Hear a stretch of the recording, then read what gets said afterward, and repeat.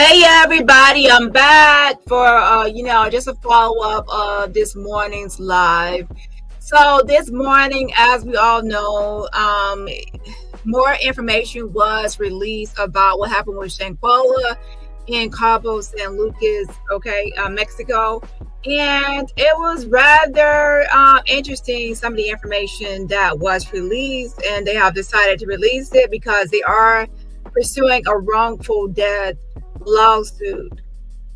So we're going to be discussing that a little bit tonight. If anybody wants to join the panel, they can also join the panel. Just let me know. Reach out to me on IG at Danny Robertson YT. Again, Danny Robertson YT. If you actually want to join the panel to discuss anything, this is actually the 2-year anniversary date when Shanquella was unalived, October 29th, 2022. And they have made this announcement on today. Okay. Now, with the civil case, obviously, people need to understand how civil cases can work. It's not a criminal case where people actually have to be sometimes forced to actually show up. People can actually ignore it. They can actually dodge and ignore. And if they do, I'm not getting into too much detail about it because most people kind of know.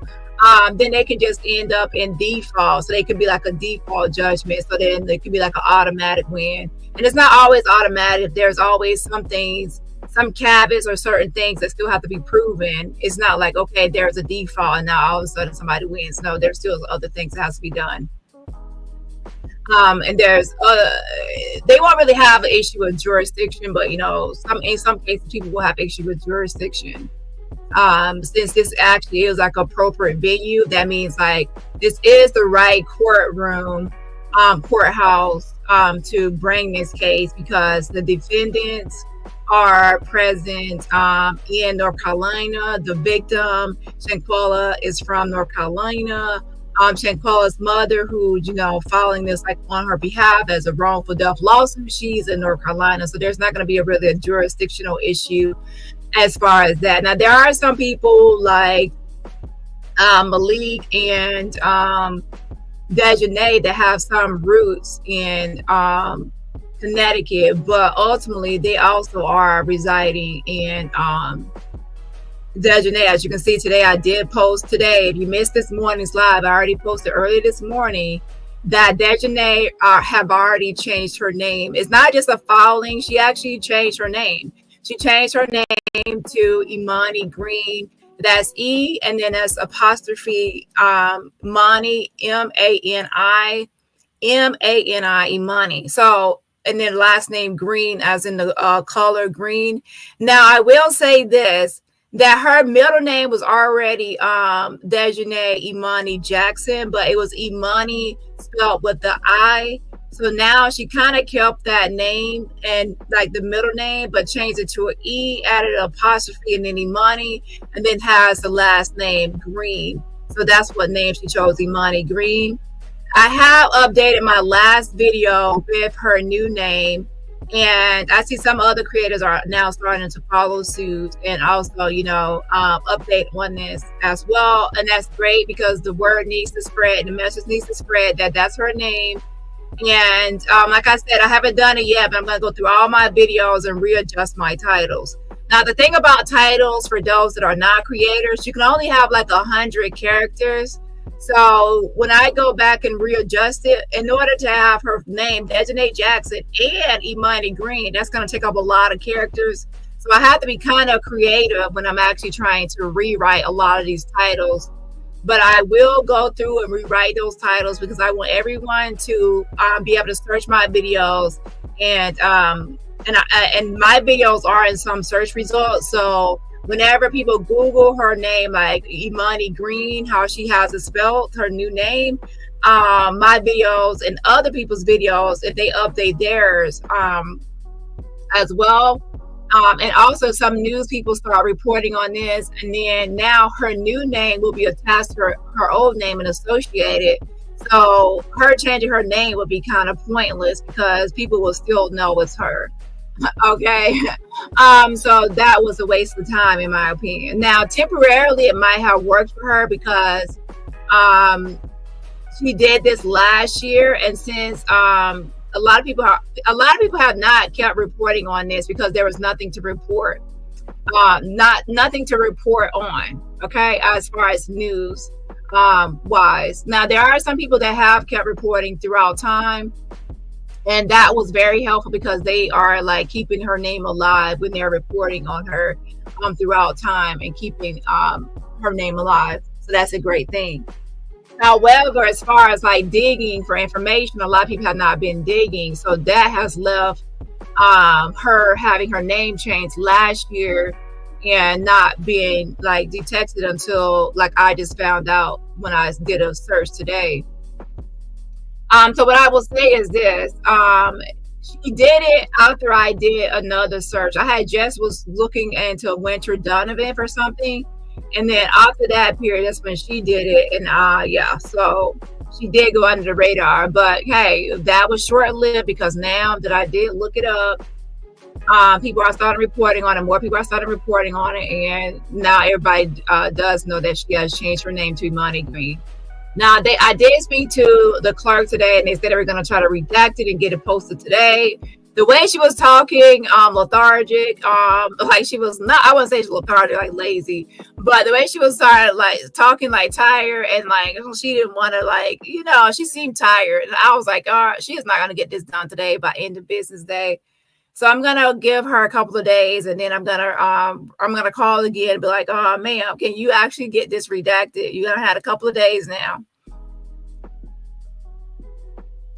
I would say for Demetrius says, hi Danny. It's 25,000 a max. It seems like it should be more. Now I will say that I did do a breakdown this morning for those that are interested.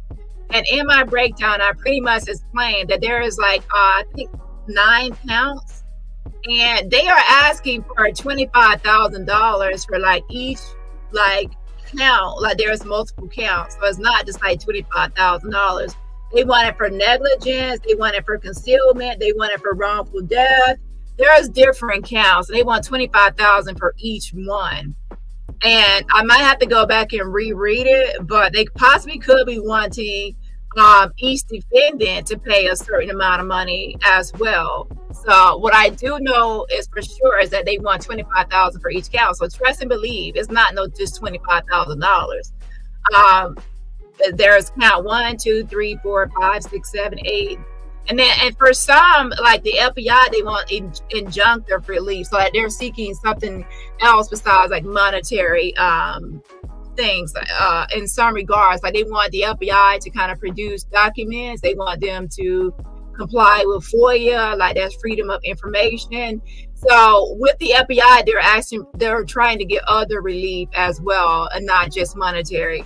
So with that being said, I was looking at 25,000 at first, but then when I saw that they were trying to break it down by count, so you take $25,000 and then you keep on times about a bunch of counts, and then if you actually take $25,000 and you times it towards, let's say you want each defendant to be responsible for negligence. That could be like $25,000. Then that'd be like times the 6 defendants. You see what I'm saying? Then that could be way more money. Or it can be $25,000, and then you say that all are responsible. They can be broken down between the 6. I will have to reread it as far as that goes, but I definitely know for sure that it's not 25,000 because it's like multiple counts that they want 25,000 for each count. Now, on those first 2 counts, as I said, Dejanay Jackson was the only one named on count 1 and 2 for wrongful death. He was the only one named. And I will pull up the document so I can show you exactly what I'm talking about, but I'm not going to go over the whole document again because I already did that this morning.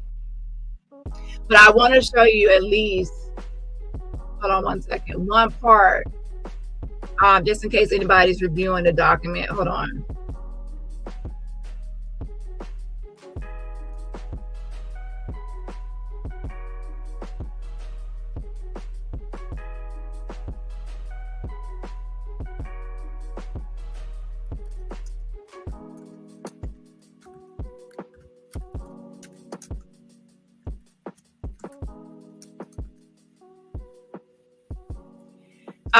Let's see here. So I wasn't planning on reviewing that, pulling it up. So give me 1 second to pull that one up. Okay. So today I'm going to actually be talking about the doctor's statement. So that's the main part I'm going to talk about tonight, because this morning I just read over it, but I pretty much didn't kind of like break it down. So tonight I'm just kind of doing a breakdown of the doctor's statement.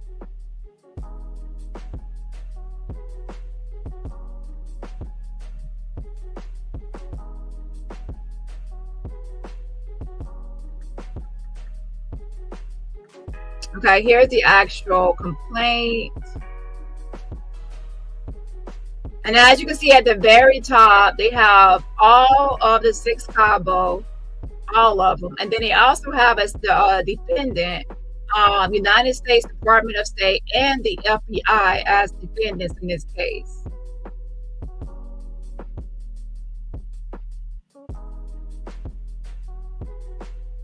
And I read this whole document this morning, so I'm not going to read it again. So at the very bottom, we have the cause of action. And right here, as you can see, it says count 1. So for count 1, for wrongful death, they're only talking about Desjanée Jackson. That's why she's in parentheses. Desjanée Jackson for cause of action for count 1 for wrongful death. So they are pretty much saying the most responsible person or culpable person, liable person for the death of Shanquella, obviously they're going to name Desjanée Jackson, because that's who's seen in the video with video evidence. That video is damning. There's a lot of evidence in that video proving that she is the one that caused a lot of damage upon the person and body of Shanquella, right? So let's say Shanquella was still alive right now. She could sue Desjanée for personal injury and bodily injury. She could sue her and show that video as proof, and things like that. So they're saying that she's no longer alive, but that doesn't excuse Desjanée, because she's no longer alive, but her family that are still alive, her surviving family members are still alive, and now they are going to sue Desjanée on behalf of Shanquella for wrongful death. So to be honest, with Desjanée especially, they do have a good case for Desjanée, especially since they want a jury trial, and that means like a jury of peers or people from the community are going to be, like judging this, not just a judge. So to be honest, they might actually have a great case against Desjanée for this. So for count 1, they do want $25,000. So if you scroll down to the end of that, you'll see Plaintiff Salamandra, as the personal representative of the estate of Shanquella Robinson, has suffered damages in excess of $25,000 as a result of wrongful death caused by the defendant. So for this, for count 1, they want $25,000, and they want it from who? Desjanée Jackson, because she's the only one listed right here in count 1. Okay. Now for count 2, which is simple battery, they also want $25,000 for this, and they have it right here, Desjanée Jackson. So if it's proven for count 1, they want $25,000 like that. If it's like, if the jury agrees with what happened and what they have outlined in count 1, they want that to be $25,000. If the jury agrees with this count 2 for simple battery, they want that for $25,000. So right there. And then also it can also be possibly a little bit more than $25,000 based on the fact that they're asking for punitive damages as well. And punitive damages like punishment, deterring things like punishment. So that can add on more like cost to somebody, or like, getting more money or judgment, should I say. So for that count 2, at the very bottom, and again, it says, for the estate of Shanquella Robinson has suffered damages in excess of $25,000 as a result of the battery. So for that battery, they want that $25,000, and they're seeing from, and it says in excess of. So that's from Desjanae Jackson, because she's what? She's the only one listed for the battery right here next to the name for Desjanae Jackson for count 2. And as you can see, the difference is when they say $25,000 right here, it says as a result of the wrongful death. So as a result of the wrongful death, they're saying $25,000. And then if you go to the bottom of count 2, it says as a result of the battery. So pay attention to what they say as a result of the battery. So these are different things, meaning that they're wanting $25,000 for that as well. And then now we get into count 3, which is negligence. I'm not going to read all over it again. Now, at this time, in the parentheses, it's not just Desjanae. As you can see, in the parentheses for this one is Cabo 6 defendants. So it's all of the Cabo 6 that they believe are negligent.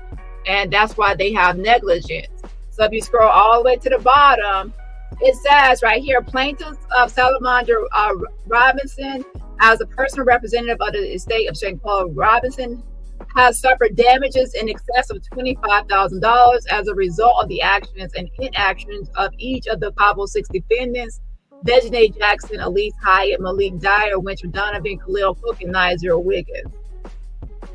So this is the part I would have to kind of look into more, to be honest. Hold on one second.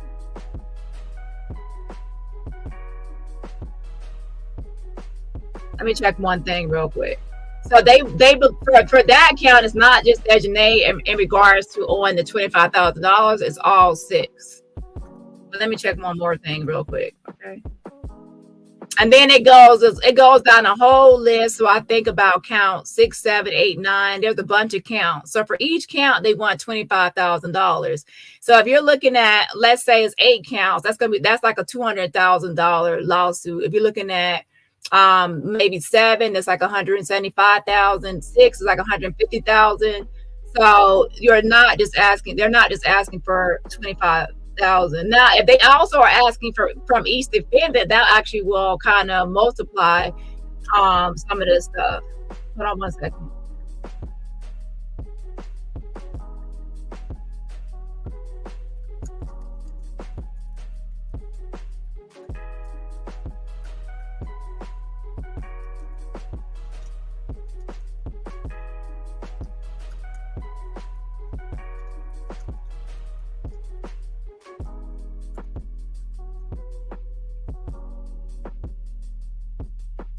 So I hope that kind of answered your question for what I do know, okay?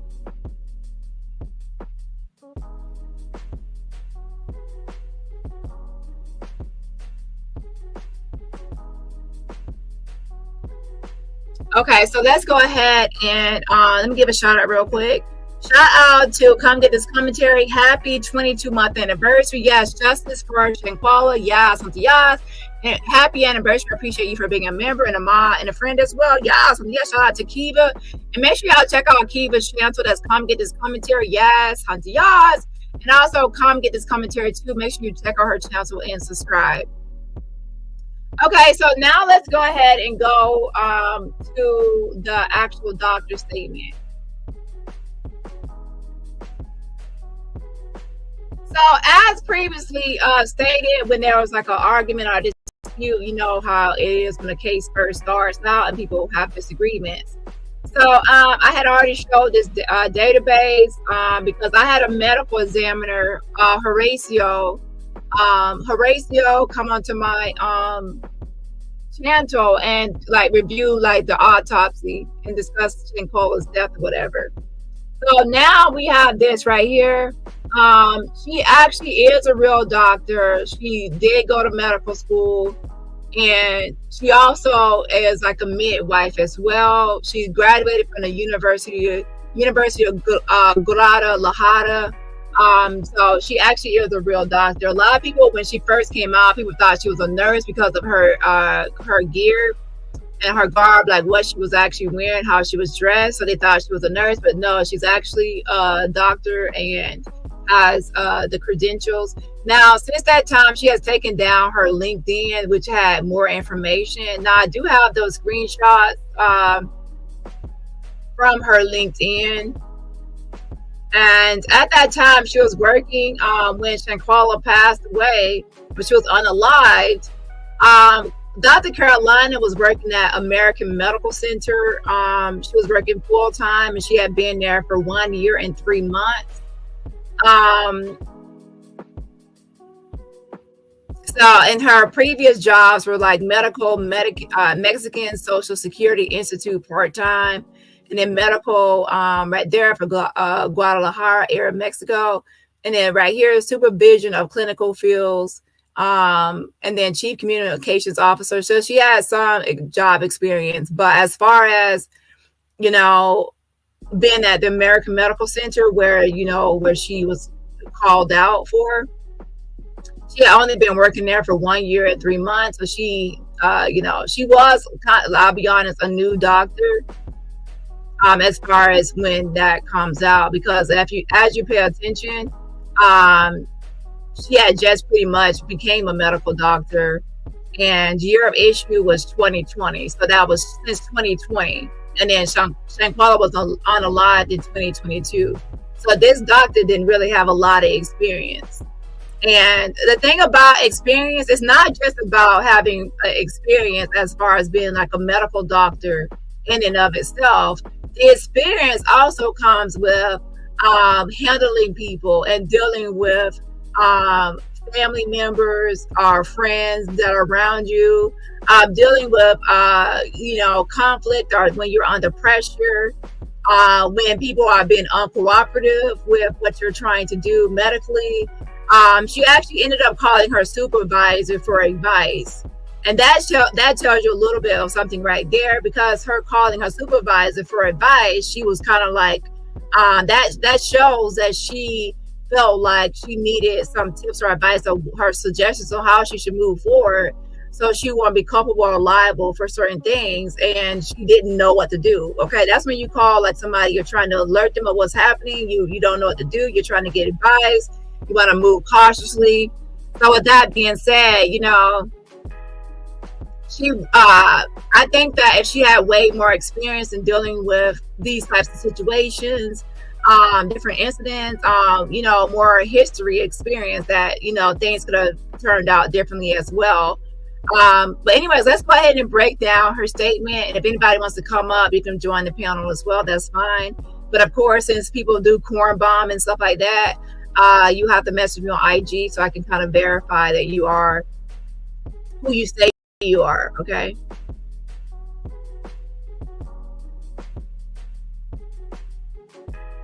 So this was her LinkedIn before she actually removed the LinkedIn profile. And as you can see, it did have Karolina'S Gutierrez. And then it had,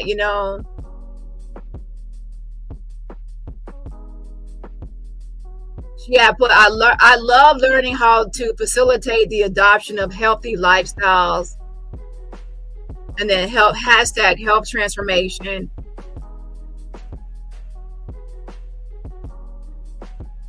And then she had become like a Google certified educator right there, Karolina'S Gutierrez.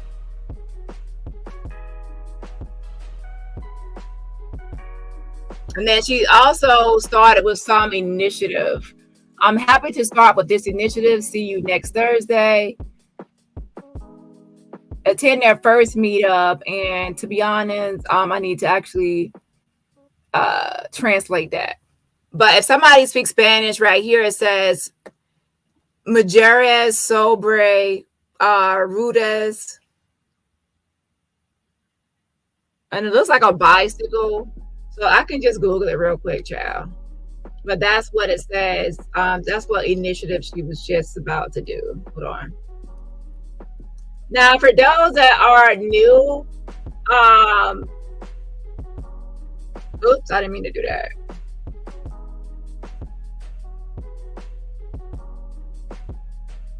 Oh, women, it says Women on Wheels or something like that.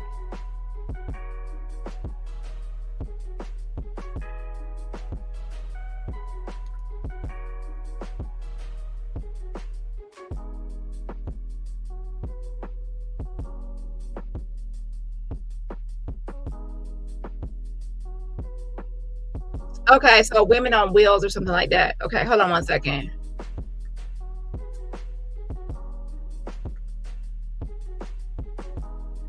So let's go ahead and get into the doctor's statement. But I will say that if you want me to go over the document, I went over the whole document this morning. Tonight, I'm just going over the doctor's statement and also the evidence that was submitted, okay? So right here it says, this is my statement. So this is Carolina Beatrice Ornelas. I have already shown you that she does have the credentials. She was a doctor. She still is a doctor. And I actually did get her phone number and things like that before. I talked to the hospital. I talked to some of the supervisors of the hospital, some people from the Red Cross. I talked to the concierge. I talked to a lot of people that's involved in this whole Shanquella incident. Okay, so I would just say check out my old video so you can actually see that I have talked to a lot of people in Mexico. Also, there was FBI, the media publicist. She was also sending me things, not like sending me things like about the case. Let's be clear. She was sending me like I would just ask her if the case was open or closed, or were there any updates. I would just ask her certain things. So, and also I did talk to the Department of Justice as well.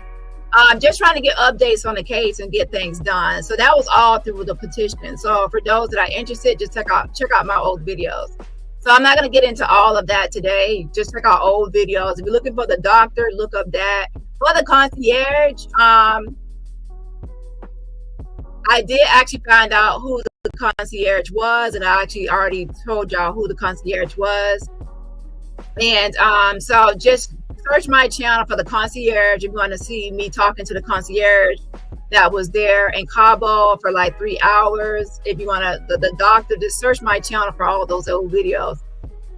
So I'm not gonna answer any of those types of questions tonight. I'm only gonna stick to what happened today. Okay, so check the archives for old stuff. Any new stuff I'm gonna talk about today. Okay, just for clarification. So Carolina Beatrice Ornelas Gutierrez, this is the doctor's statement. She says, this is my statement given to investigation agent Suni Popoco in relation to the facts that are investigated by the Attorney General's Office of the State of Baja California. Sir, on October 29th of the year 2022, when I was at my place of work in the AMC hospital, which means American Medical Center, and as I just showed you, she was only there for like a year and I think 3 months, and she had only become a medical doctor in 2020, so she was definitely a new doctor. Okay, and that's in Cabo San Lucas in the municipality of Los Cabos, where I work as a general practitioner. Now, for those that just want to know, a general practitioner is a primary care doctor who provides general medical care. Okay, so it's not really like a specialist; it's like a general medical care. And at 14:13 hours, which is 2:13 p.m. approximately, I was informed by WhatsApp message that medical assistance had been requested for a person in Puerto Los Cabos and San Jose del Cabo. Now, I will say this, everybody that I have pretty much communicated with in Mexico uses WhatsApp. So WhatsApp is definitely popular. When I talked to the concierge, he was on the WhatsApp, even like the people that were like the supervisors and the upper top heads, big dogs at the American Medical Center were also using, I contacted through WhatsApp. So that's definitely something they use to communicate with Americans and the tourists through WhatsApp. I also talked to, I forgot her name, but that's the one that kind of like, because I have to refresh my memory on a lot of names now, to be honest. But she's the one that pretty much helped Shanquella's father, Mr. Bernard, with Shanquella and getting her back to the United States and transported back to the United States. She also bought her like an outfit, like what she came to the United States wearing. She bought that, and I talked to her on WhatsApp. Okay, so that's how I found out that information. Also, Yeah, so WhatsApp is definitely something popular that people are asked to use to communicate with the staff and people, concierge, and even like the maid and things like that. So she says, I was informed by WhatsApp message that medical assistance had been requested for a person in Puerto Los Cabos in San Jose del Cabo at Villa Linda, Puerto Fundadores, number 32. The reason for the medical assistance was that the person had consumed a lot of alcohol. So right here, as we know, they kept on saying that Paula died of alcohol poisoning. So the doctor is saying, now this is like, today was the first time we actually got the doctor's statement and exactly what the doctor told the Mexico authorities. So she said that when she got there, she was told that Paula had consumed a lot of alcohol and they wanted to hydrate her, just saying that she really just needed an IV. She says, I arrived at the aforementioned address by means of a hospital vehicle. Now, I'm going to go back here. This is the big issue. If she arrives there, and when you are talking to a doctor, even before she arrives, they should have already said that she had been brutally beaten. So that way the doctor can know ahead of time, you know, that I should not be like going out here for a house call. This is not time for a house call. This is actually something that she needs to be transported to the hospital for. In fact, this is a dangerous setting or environment, and I shouldn't even go to this place because somebody was just brutally beaten there, and the suspect has not been apprehended or questioned by the police. So I wouldn't even feel safe to go there. I would say, well, the police need to go there first before I even come. Like, you need the police and I need to be on the way there. You see what I'm saying? The police need to be called. So if they had told her that Shanquella had been brutally beaten, she would have said, have the police be notified, the police there, and things like that. So them not telling her that Shanquella had been brutally beaten, that's actually negligence, and that's not like the duty to give care. They're not doing that. So that's why they can have this lawsuit against them, because had you told the doctor the truth about her being brutally beaten, the doctor could have properly assessed the situation and assessed it and said, oh, I don't need to go out here. The police need to go out here and I need to go out here. I don't need to go out here by myself. And she doesn't need an IV. I'm not going to waste my time thinking I'm just going to go out to somebody that's drunk and had a hangover and needs the IV.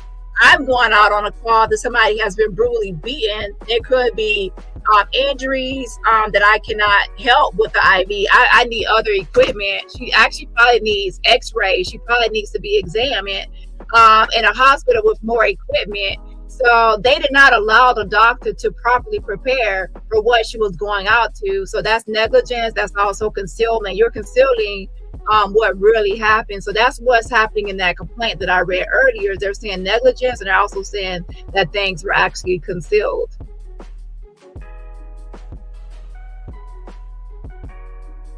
And then right here it says, I arrived at the aforementioned address by means of a hospital vehicle at approximately 15 hours.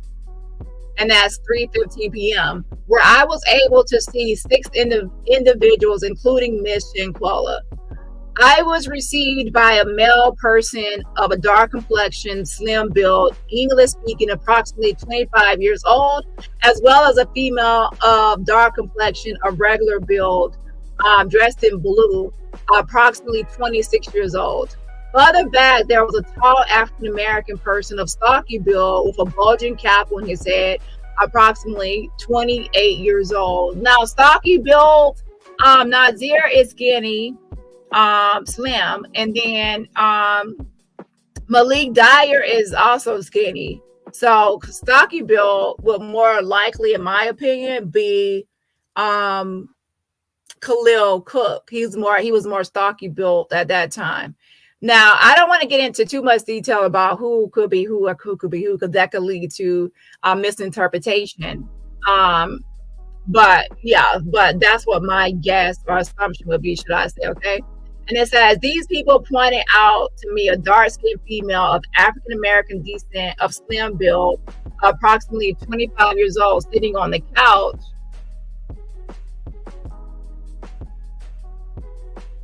with her head resting on the top edge of the couch and the rest of her body resting on the couch, covered with a light blanket from the chest down and wearing a blouse.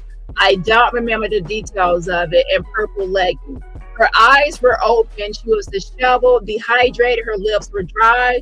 She did not articulate words, and only sounds. So this obviously right here is Shanquella. So Shanquella, she said, was sitting on the couch with her head resting on the top edge of the couch. So that means they pretty much had her like propped up. If she's sitting on the couch, they obviously have her propped up. And it says covered with a light blanket. So they put a light blanket on her. She had these purple leggings, and it says from the chest down they had her blanket on, and then she was wearing a blouse. I don't remember the details of it. And purple leggings. Her eyes were open. So she said that her eyes were actually open, and she was disheveled. That means like her hair was not like, it was clear. Like obviously, come on now. Shanquella was brutally beaten. We can see that she was being thrown around. Her hair was being pulled. She was being hit and punched, and like they said in the complaint, a barrage of punches. So she's obviously gonna be disheveled and not really put together. Okay. Now, and we saw a lot of Shanquella's pictures. She's definitely somebody that keeps herself up and makes sure she's put together as far as her hair, her style, and everything else. So her being disheveled is definitely a sign right there. And then also dehydrated. Her lips were dry. She did not articulate words, only sounds. So she was not actually forming words. She was not able to speak like sentences or actually get words out. She was only making sounds. And then the doctor did say she had a blow to the forehead. Now, when the doctor said she had a blow to the forehead on the right side, right there's like a statement here, because what does a blow to the forehead have anything to do with her actually drinking or consuming alcohol? Like, how would you explain a blow on her forehead, a bruising and stuff on her forehead, with just alcohol? And if some people say, of course, somebody's going to say that she fell to try to cover that up. And to be honest, that happens a lot of times when people are beaten and abused and attacked. People, like, especially in domestic violence, intimate partner violence, people will say that the person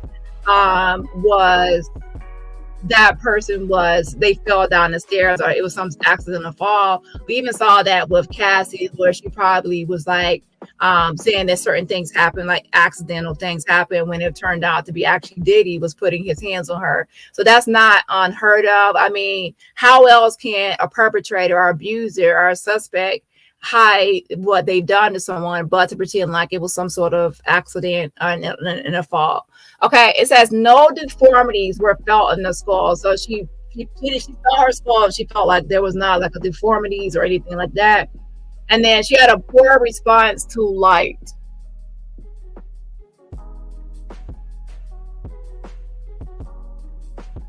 And then she proceeded to call her name, she says, I proceeded to call her name, which was provided seconds before by her companions. So the Cabo Six had pretty much gave the doctor Shanquella's name. And so she wanted to call her name to kind of see if like she would respond to it. Like, we need to see some sort of response. Like, can she talk? Can she verbalize? Can she be vocal? Is her eyes gonna like move around? Is she gonna be responsive in any way when her name is being called? Is she any way alert or conscious or anything? Which was provided seconds before by her companions. I touched her shoulder. I put myself at her height visually without obtaining any response from the person. So I suggested that she needed to be taken to the hospital. So she touched her shoulder and then still no response. Like, if you touch somebody's shoulder, they should like at least flinch, or they should use like just like do some sort of response, some sort of physical response, some sort of verbal response, or some sort of response from the person when they're touched. Okay, but there's nothing. So, and then she put herself at Shanquella's height, like visually, and still it's like no response. She's not getting any responses from Shanquella. No movements, no nothing. But she hears these just sounds, but nothing pretty much else. So that's what she suggested, that she needs to go to the hospital. This isn't just something that needs dehydration. This isn't where she just needs IV. She's unresponsive. She needs hospital. She needs to go to the hospital. And then right here it says, I proceeded to take vital signs, which are key indicators of health. Temperature was at 36.1 Celsius, 97 degrees Fahrenheit, normal body temperature. And it says a heart rate of 66, and it says beats per minute, a normal respiratory rate of 17 breaths per minute within normal range. It says pulse saturation by oximeter of 98%, normal oxygen level in the blood, and blood pressure of 98/60.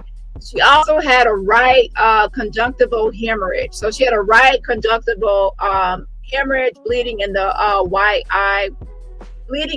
of the eye, suggesting trauma. Now, Nazir Wiggins actually did mention Shanquella having a busted eye. I can't remember what he actually called it, but he did actually remember that one of her eyes, something was wrong with it. Now, here's the thing. Why would somebody have a blow to their head and conjunctival hemorrhage in the white of the eye, suggesting trauma, right? Just from consuming too much alcohol. And even if somebody fell, how would that fall lead to them having, like, think about it. How would that fall lead to that person having conjunctival hemorrhage and a blow to their head? And what about the nose? If you actually look at your face and like you take your palm of your hand and you smush it on your face, if you notice anything, that when you put your hands up like that, your hands is going to touch your nose first. So if somebody is having certain injuries to their mouth, to their eyes, to their head, something should also be happening with their nose, because your nose is going to make contact with the ground. If you fall face forward, your nose is going to make contact with that ground too. But I'm not seeing a lot of injuries with Shanquella's nose. That can kind of tell you that it's not a fall, like face forward, that will cause some sort of injury, because what happens to her nose? That's also protruding out more than anything else on her face. That's a sign to me that the person obviously was beaten and punched in the eye, or something directly was targeting the other areas, and that's why the nose wasn't as injured as other things are injured, showing any injuries. So let's go on right here. So it says bleeding. She also had a right conjunctival hemorrhage, bleeding in the white of the eye, suggesting trauma. I oscillated,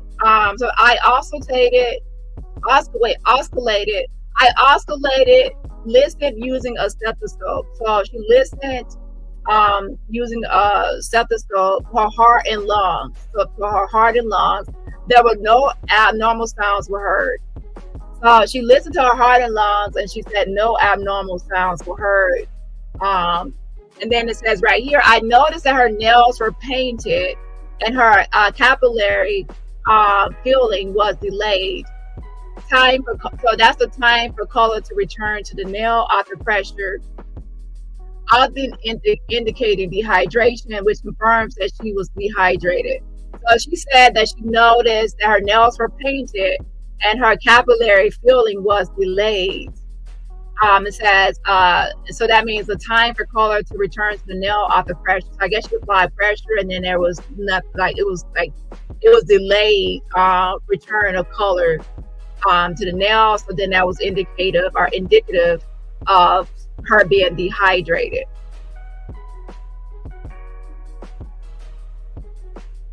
So right here it says, I informed companions that she was dehydrated. I informed her companions that she was dehydrated, but that she did need to be evaluated at the hospital.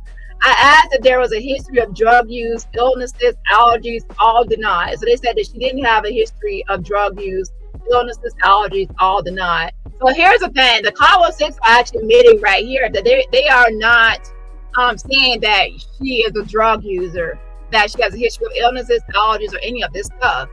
So if they hung around Shanquella, they should know whether she uses drugs or not. A number of people have accused Shanquella of being a drug head or drug user and doing too much kind of stuff. Now, outside of weed, I don't think that she was using any drugs like that. Okay. Now for weed, I think there was a video or whatever, but so right here, the Cabo 6 is saying all deny as far as drug use, illnesses, allergies, and things like that. And then, so the doctor asked, I asked how much alcohol she had consumed and what she had consumed. The answer was countless and all kinds. So they are pretty much trying to say here that she had consumed a plethora and a myriad of alcohol. She was just getting drunk and consuming all types of alcohol. Obviously, they want to say that she was alcohol poisoned. How can you say that somebody is alcohol poisoned if they haven't drunk a lot of alcohol? So obviously they're trying to paint this picture to the doctor. She has consumed a lot of alcohol in countless amounts. And it says, this answer was given to me by the female person who will be named as person number 1 and is thin and tall. Now, I think this person number 1 is that's thin and tall is Elise Hyatt. If you actually look at Elise Hyatt, she's thin and tall with very long hair.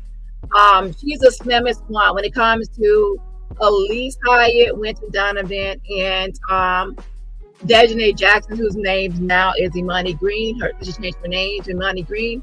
She's the slimmest one. So I would say that person number 1 is Elise. And later on, she's going to say she knows who Winter is. So she already knows Winter and how Winter looks, and because she's the one that actually ended up calling 911.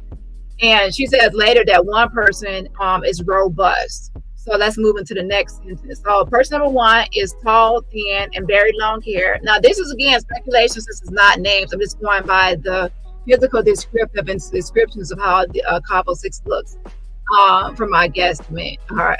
Yes. Okay. Assumption. Okay. And it says, and the second female person are robust, Bill, tall, dark complexion, who will be identified as number 2, who told me that Miss Shanquella had drunk a lot. I asked everyone how they related to her. So wait, right here. So they said the person number 2 for female was built like robust built. Now robust, okay. So you already know that Dejanay Jackson was built like a man, okay. Built like a man and shaped like a man and things like that. And so robust build, she was bigger than the other girls and taller and things. And then tall, so she mentions tall. And then dark complexion, and then who will be identified as number 2, who told me that Miss Shanquella had drunk a lot. So of course, Dejanay, who just brutally and savagely attacked Shanquella, is definitely gonna be trying to speak up and try to take over and try to be like, oh, she drunk a lot, because she wants to cover her ass. And she wants her friends there as well to cover her ass as well by saying, she drank a lot. That's the story they're sticking to. That's why they have this lawsuit. She's been charged with the wrongful death. Well, not charges in that, but for count 1, wrongful death, and count 2 for battery, for because she's the one seen viciously attacking Paula. And then for the others, for negligence and concealment, hiding it and covering it up, things like that, and not doing their due diligence to get her care and help, that will be the rest of the Cabo. Okay, so right here it says, so she says, who will be identified as number 2? So I would say number 2 is definitely, I'm thinking, I won't say definite because there's no names here. My guess or speculation that is due to the descriptive that is Dejanay. It says, who told me that Miss Shanquella had drunk a lot. I asked everyone how they related to her, Shanquella, and I was told they were all friends from college. Friends is a word that people should not be used. It's used too loosely. To help me with Paula's assessment, the male identified as number 1 of slim build, dark complexion, about 25 years old, wearing a cap, and the female named Winter. I know her name because the emergency call was made from a number and it was necessary to provide her name, stayed with me. I will say, I think that the person that was assisting was Nazir, because he actually said in his statement that he was the one assisting.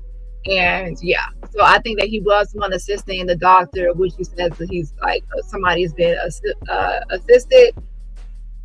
She says of slim build. Now, Nazir Wiggins is slim. Malik Dyer is slim, and then Khalil Cook, his weight goes off and on, but at the time of this, he was definitely bigger than Khalil. Khalil was bigger than Nazir and bigger than Malik. Because I posted Malik at those party events, so he's slim as well. So, and right here it says, I know her name. So she says, and the female name Winter. So she knows Winter. So when she says the other females, obviously are still moving around that are not Shanquella, those who have to be Elise and Dejanay. That's why I said when she says the female one, she's talking about Elise Hyatt. Female two that's robust is Dejanay. And I'm thinking that this male identifies number one is gonna be Nazir. That's what I'm thinking, because he's the one that said he was assisting Paula, and when he got there, all the other Cabo were not really helping with Shanquella. They kind of left him to do it. And it says, so she knows Winter. So the other female one and two cannot be Winter because she knows her name.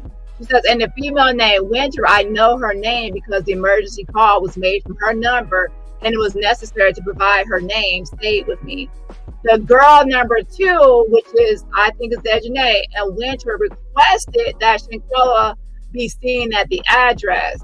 And the other girl identifies number one, Elise, said that she had been like this before and that she used to get better with hydration. So Elise was trying to say that Shanquella, this was like something typical that she has done something like this before. She gets better with hydration.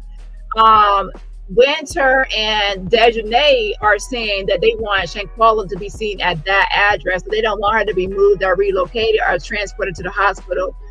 So those are being really adamant about keeping Shanquella at the address and not actually transporting her. And then it looks like Elise is trying to pressure the doctor to just hydrate her or whatever and not transfer her.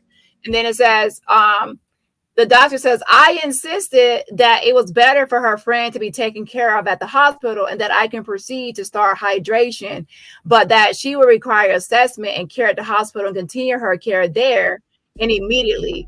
That they needed to notify a family member to find out if they would be in charge, since there were no direct family members, to which they are reluctant. So she said she insisted that they, take her to the hospital and that she can proceed to start hydration, but that she would require assessment and care at the hospital. So the doctor said, I can't, she's unresponsive right now. She's not responding to certain light. She's not responding to touch. She's not responding to me calling her name. She's not being responsive. So I need to actually do further checks. This is more than just dehydration. There's something else going on here. She has a blow to her head. She has conjunctival hemorrhage in her eye. And this needs further evaluation. And they are refusing to take Shanquella to the hospital. In my opinion, y'all, sadly, I believe they wanted her to pass away. They wanted her to die. And they even I think they also waited a long time before they even contacted anybody, because they were hoping that she would die. So that way she wouldn't be able to speak and testify against them. A deceased person cannot fight for themselves or tell on you. So if they pass away, you can now lie on them without them defending themselves. If somebody else alive can say, that's not true, this is what happened, they can testify against you. Somebody that passes away, you let them die, now that you can just lie on them and make up stuff and make up a story around it. And they are already lying. They are telling everybody that it's alcohol poisoning. She drank too much. Now, if she survives, she will say, no, I didn't drink a lot. It's not alcohol poisoning. It wasn't alcohol poisoning. They beat me. Like, I was brutally beaten, like savagely attacked. And that would go against their whole story. So in order for their story to stick and for it to be believed, they need her to die. They need her to die. That's why they don't want her to go to the hospital. They don't want her to get help, because they need her to pass away so they can lie about what happened. They knew that if if the police and authorities in Mexico found out what they did, they would be in jail. Even if it wasn't for her death, they would be in jail for savagely attacking her. They would be in jail for assault and battery, aggravated battery. So they would not be leaving Mexico because of what just happened. So in order for them to get out of Mexico, they had to she could not be able to speak, and they had to get it out of there before she could speak, or get out of there before she. Yeah, they needed to get out of there, so they're not going to tell them anything. That's why they didn't tell the concierge what happened. That's why they didn't tell the doctor. They didn't tell the police. They didn't tell anybody about that brutal attack. Not even her mother, or anybody, because they knew if they did, they would not leave Mexico. So right here, and also they take her to the doctor, the hospital, do a further evaluation and more testing and x-rays and exam. The doctors at the hospital, after evaluated, they're going to be able to tell that this is a brutal attack, because with more assessment, they will be like, oh my gosh, yeah, something happened here. And they were afraid because they knew that they would go to jail as soon as it's found out, right? So they didn't want her to go to the hospital. That's my opinion. Okay. Right here it says, I insisted that it was better for our friend to be taken care of at the hospital, and that I can proceed to start hydration, but that she will require assessment and care at the hospital and continue her care there and immediately. So she says immediately she needs to be taken to that hospital for further assessment. There's more at a hospital. They have way more equipment to be able to check somebody's condition. A lot of like technology and things like that to really assess somebody's real true condition and what's wrong with the person. A lot of tests and exams can be happening at the hospital, but they don't want her to be fully tested, because that they will be really exposed. Their lie will be exposed that it's not alcohol poisoning, that is something else. And it says that they needed to notify a family member to find out if they will be in charge, since there were no direct family members, to which they are reluctant. So they wanted, the doctor wanted them to contact family, and she realized there was kind of resistance, and they were kind of reluctant. They didn't really want to call family or anything. Now, to be honest, this is to actually raise suspicion to the doctor. Like, if you all are her friends, you say you're her friends from college, then why don't you want to get her to the hospital? Why are you being reluctant? Why are you being like giving me pushback? Why don't you want to call the family like right away? Like, what's happening with y'all to be so resistant to my advice? Then you call me to help you. Now I'm trying to help you and telling you what you need to do and advise you and insisting and telling you need to get her to the hospital, and you're refusing. So now I would be suspicious that you all don't have her best interest in mind, because if you did, why are you being so reluctant? So right here it says Winter and the girl number 2. So I went to the girl number 2, which I think fits Dejanae's description, because they said number 2 is a female that's robust and built, okay, and tall. And she, the way she described her, is more like Dejanae. And it says, told me that they had the means to pay me, but they did not have the money to pay an expensive hospital bill. Now, right here, they said we have enough to cover your cash fee or your fee, but we don't have enough for an expensive hospital bill. Now, here's the thing. That's not going to be a justification or excuse, because the doctor is also going to tell them that there are free hospitals and there's free public places, and that they could also call 911. So all these excuses they are making are void, and they are mute, because there are free services in Mexico as well. Now, somebody did say that, the free services aren't always the best, but that's anywhere. Free services are not always going to be the best in a lot of places, but that's not an excuse.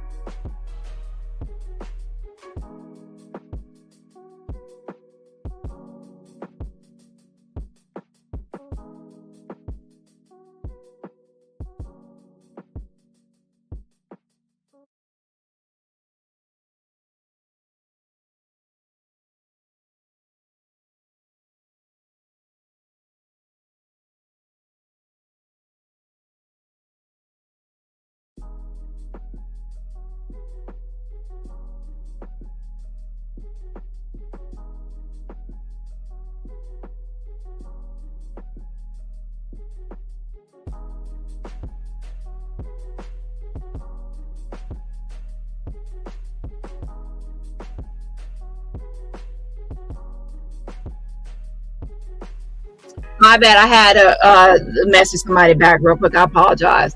So it says I did not want to receive any kind of remuneration, taking into account that it was going to be necessary to cover the cost of the materials, either on site or outside. I insisted on taking her to the hospital.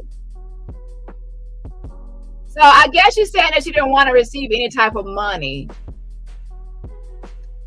taking into account that it was going to be necessary to cover the cost of the materials, either on site or outside. I insisted on taking her to the hospital. I informed them that there were public hospitals that had no cost. So right here, the doctor said, I informed the Cabo 6 that there were public hospitals that had no cost. So there is no excuse by saying that you can't afford the hospital bill, because she said there are some free places, no cost equals free. And I told them to ask the family members if Shanquella had any type of insurance, and told them to start making the calls because she had to be treated in the hospital. Now, why is a doctor having to tell these grown people to make phone calls?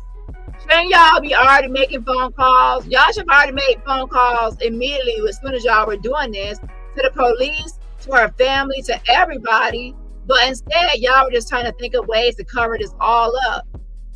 So the doctor, when she got there, y'all should have already made calls to the family and all this before the doctor even got there. Yeah, hello? So that's why they are being sued, because now they are saying this is a cover-up and concealment. And they can say, oh, we didn't cover up anything, we didn't conceal anything. Yes, you did.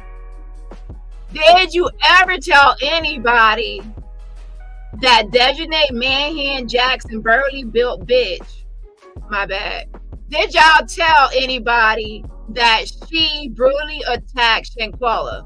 Did you tell the concierge? Did you tell the Mexico police? Did you tell the doctor? Did you tell the family? Did you tell anybody about her being brutally beaten by Dejanay Manhan Jackson? No, you did not. So that's concealment. Concealment. You hid it. And then the question becomes, why did you hide it? Why did you hide what happened? Oh, I know, because you wanted to avoid accountability. You wanted to avoid being criminally charged in Mexico for what happened. And the rest of you are done for trying to help cover it up for Dejanay. Like, child, Dejanay did that. I'm sure Dejanay was probably telling them, look, y'all are going to get in trouble too, because y'all were here, y'all were recording, y'all didn't help or stop anything. So y'all are going to get in trouble too. We're all going to be arrested. So she's probably like trying to instill fear in the others by saying, y'all are going to be in trouble too. We're all going to be in trouble. Like trying to make everybody. So then all of them start going along this whole thing about how she is the one, that drunk too much. Now, nobody is that fucking stupid to believe that a healthy 25-year-old, vibrant, happy, outgoing, sociable person that we can see clearly in the pool, nothing is wrong, walking down the hallway, cheerful, playing the game, nothing is wrong when she's going on this trip before the trip. And then now she's unresponsive. She's only able to make sound. She has a blow on her head. She has a conjunctival hemorrhage in her eye. All of this stuff happened, and then we weren't born yesterday. We obviously know that what happened between the time she left healthy and perfectly normal and intact to the time she never made it back home, what happened in between that time? She was savagely beaten. We see the video, and that's not all we see. That's not all we see, because we see the video, but I'm sure that there's something happening to her before the video, before I start recording. Sometimes people don't automatically know what's going to happen ahead of time. Some people start recording after a few minutes of something happening, and some people start like at the very beginning. They actually know exactly what's about to happen. And then there are sometimes when people cut off the camera when things are starting to get too severe or worse, and they start cutting it off. And I do believe that stuff happened after the cameras were cut off, obviously. Because how did she get from that bedroom where she was brutally attacked to where the doctor said she came in there, she was sitting up and propped up on the couch, and she wasn't sitting up on her own. If somebody is not responsive, they're not sitting up by themselves. She's being propped up. So how did they have her propped up waiting for the doctor at night? She's like, oh, she's just having a hangover and she's propped up. Okay. So let's see here.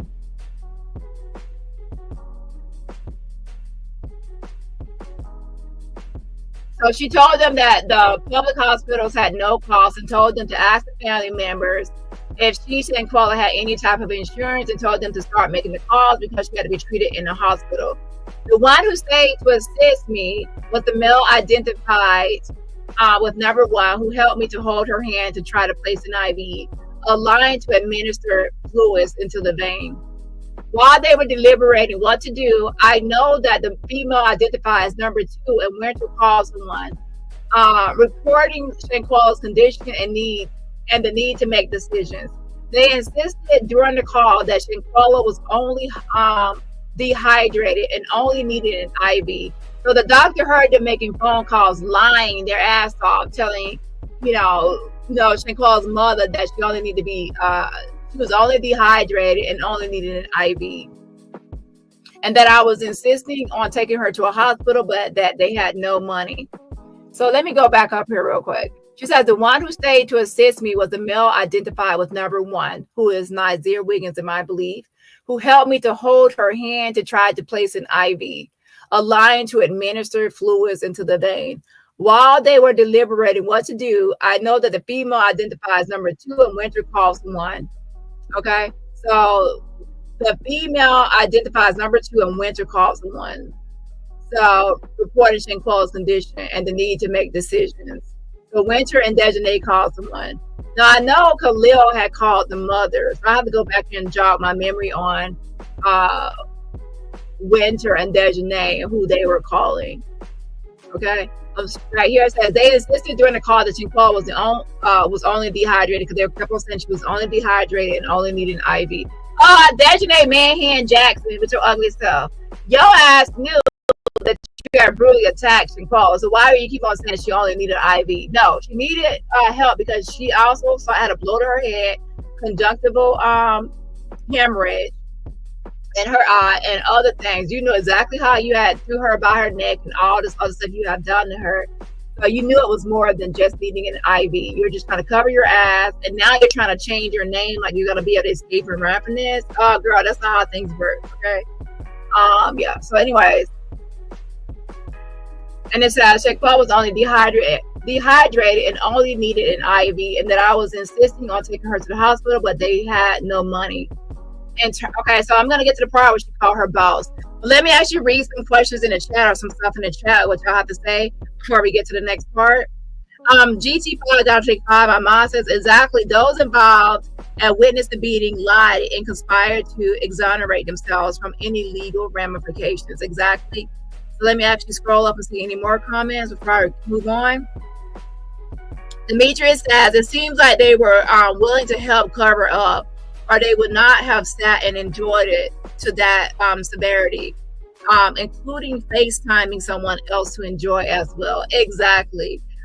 In that complaint, they actually did state that Winter Donovan FaceTimed Dejanay's boyfriend to kind of like show him how she was savagely beating Shanquella, and right there that shows another witness that somebody was actually watching. And people have been wondering like who she was FaceTiming, or what was she recording or FaceTiming. So that kind of answers the question right there. Was Winter Donovan FaceTiming or recording? People thought that she was recording and there was another possible recording, but she was actually FaceTiming. Now, of course, we can say if she was FaceTiming, the boyfriend also could have been recording the FaceTime conversations. That technically could be something. But as of now, it's showing that it was just a FaceTime. She wasn't recording herself. So with that being said, since she wasn't recording, that's a FaceTime call. So let's see. On one says they plotted against this young lady. Yes, it's a civil suit. So that's what I stated. I already read over the civil suit this morning. So check out my morning live. This is a civil suit. This is not a criminal case. People are still waiting for a criminal case to be resolved and actually lead to criminal charges. We do know that Dejanay Manhan Jackson has a warrant out of Mexico, but she needs to be extradited to face those consequences. And in the complaint, I'm not going to go over today, like, because I just went over this morning. I would say watch part one. This is part two. This is a follow up from morning. But she needs to be extradited, and there are certain issues with that whole process and how that went. That's also in the complaint. Um, Yeah, so this is not, yeah, obviously this is just a civil lawsuit. And then for criminal, they're still waiting for the FBI to come to a conclusion, or if they're not going to come to a conclusion and arrest anybody, to release the documents that were requested as part of the FOIA public information request. One says, maybe Danny has answered this already, but has anyone been arrested yet? No, nobody has been arrested yet, which is part of the problem here. There's enough, if the United States doesn't want to follow through and arrest anybody because they feel like there is whatever lack of evidence or not a preponderance of evidence that they feel would need to be brought for a good case, they need to just go ahead and extradite Dejanay. I mean, like, come on, there's a extradition treaty with Mexico. Mexico said that they want Dejanay Manhan Jackson and to have a warrant for arrest. So if you're not going to do it, United States, just have her extradited to Mexico. It's that simple. And this is such a sad story. And they have extradited other people to Mexico. We already covered other cases where they have extradited people. So I don't know why they're not doing it in this case. Just extradite her to Mexico. Let Mexico handle her. Let her take her to the Mexico jail trial. Demetrius, for if she drank that much, she would have been reeking of alcohol, and that would include vomiting. How can she miss that? Also, we have to remember this. They said that she was drinking a lot, right?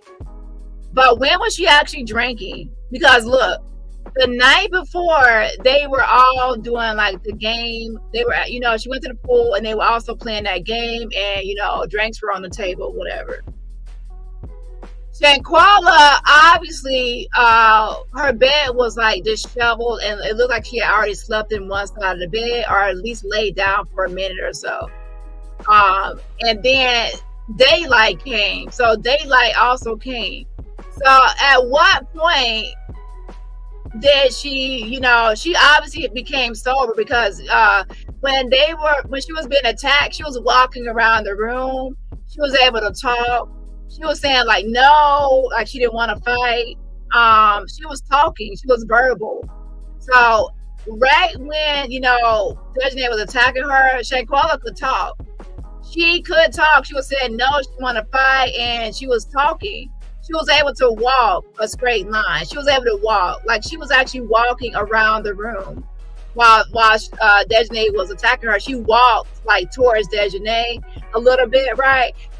She was walking, and she was walking straight. If she was so drunk, why was she not like falling all over the place, so drunk, like she couldn't hold herself up? Why was she coherent? Why would she actually be verbal? So what happened right there? We saw her right before Dejanay brutally attacked her. We see it's daylight out. We see her bed is turned. We see that she's has no clothes on, that she must have laid in her bed, because they said she sleeps naked. So to me, I think that she did lay down for a while, and then she was awakened to this mess. So with that being said, right before it got really savage, she was able to talk. She was able to walk. She was not falling over. She was not stammering or stuttering. She was coherent. She was responsive.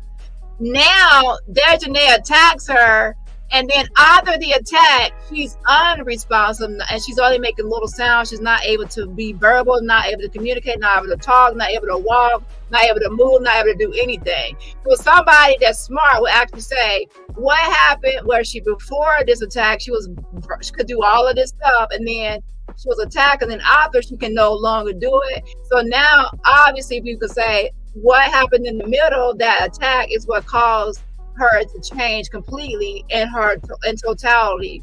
So it's common sense, and that's why it's so annoying, because we can obviously know what happened from point A when she's coherent when she's responsive, when she's walking, when she's talking, when she's fine, and she's not like falling all over the place. She's able to hold her body up and herself up. And then once she's attacked, we see a different Shanquella that's unable to speak, unable to walk, unable to communicate, not able to be responsive or doing anything. We see a completely different girl. So we obviously know that Dejanay Jackson is responsible, and that's why she has this wrongful death lawsuit. It's common sense. Nobody's stupid. And that's why people are saying, what is the FBI doing? What is the FBI doing in this case? Why hasn't anybody been charged? And even if you're not going to charge everybody, at least charge the main man, Jackson, Dejanay, and have her extradited back to Mexico, because Mexico has done their job and they have said that they want her to have her extradited. Let's see. Let me read two more, and it says, hey, read this. Hello. Lisa says, they could have sent her to a hospital and went back home and left her in hospital. Now they are the killers. But that's the thing. Why would they want her to go to a hospital? If she goes to the hospital, they evaluate her, they do the assessment, they do testing, they're gonna realize that she was attacked, that she's gonna tell that she was attacked. They need, I hate to say it because it's so morbid, but they need Shanquella to die so they can lie. They need her to die so they can lie. That's what people do. Now, I hate to bring up movies, but movies show this all the time. Some people attack somebody and the person is still alive, and they're like, we should get this person help. And they're like, oh, we can't get them help because we're going to be in trouble. And they actually just sit there and watch the person die because they need the person to die to hide what they've done, and the person won't be able to testify or do anything. Okay, so yeah, they needed her to die, to be honest. So that's why it wasn't a rush for care. And to be honest, I think that at one point they probably didn't want to call at all, but then they had no choice to call because Nazir also arrived, and the maid arrived. So other people were starting to arrive, so they had to call. I think that the nurse and Nazir wasn't going to be arriving. They would have just let her die. They would never have called anybody until she was deceased, like completely deceased. They were moved to call because people were arriving to the house. Okay. Yeah. It says, I will replay since I am an hour late. Okay.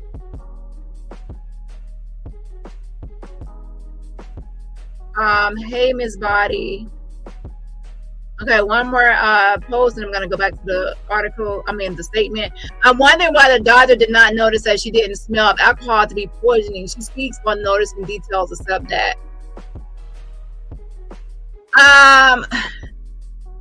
Good point about that. And I think the doctor was becoming suspicious, but she didn't want to make accusations or whatever. And that's why she was like insisting on going to the doctor, and like she called her boss because she was worried. Okay,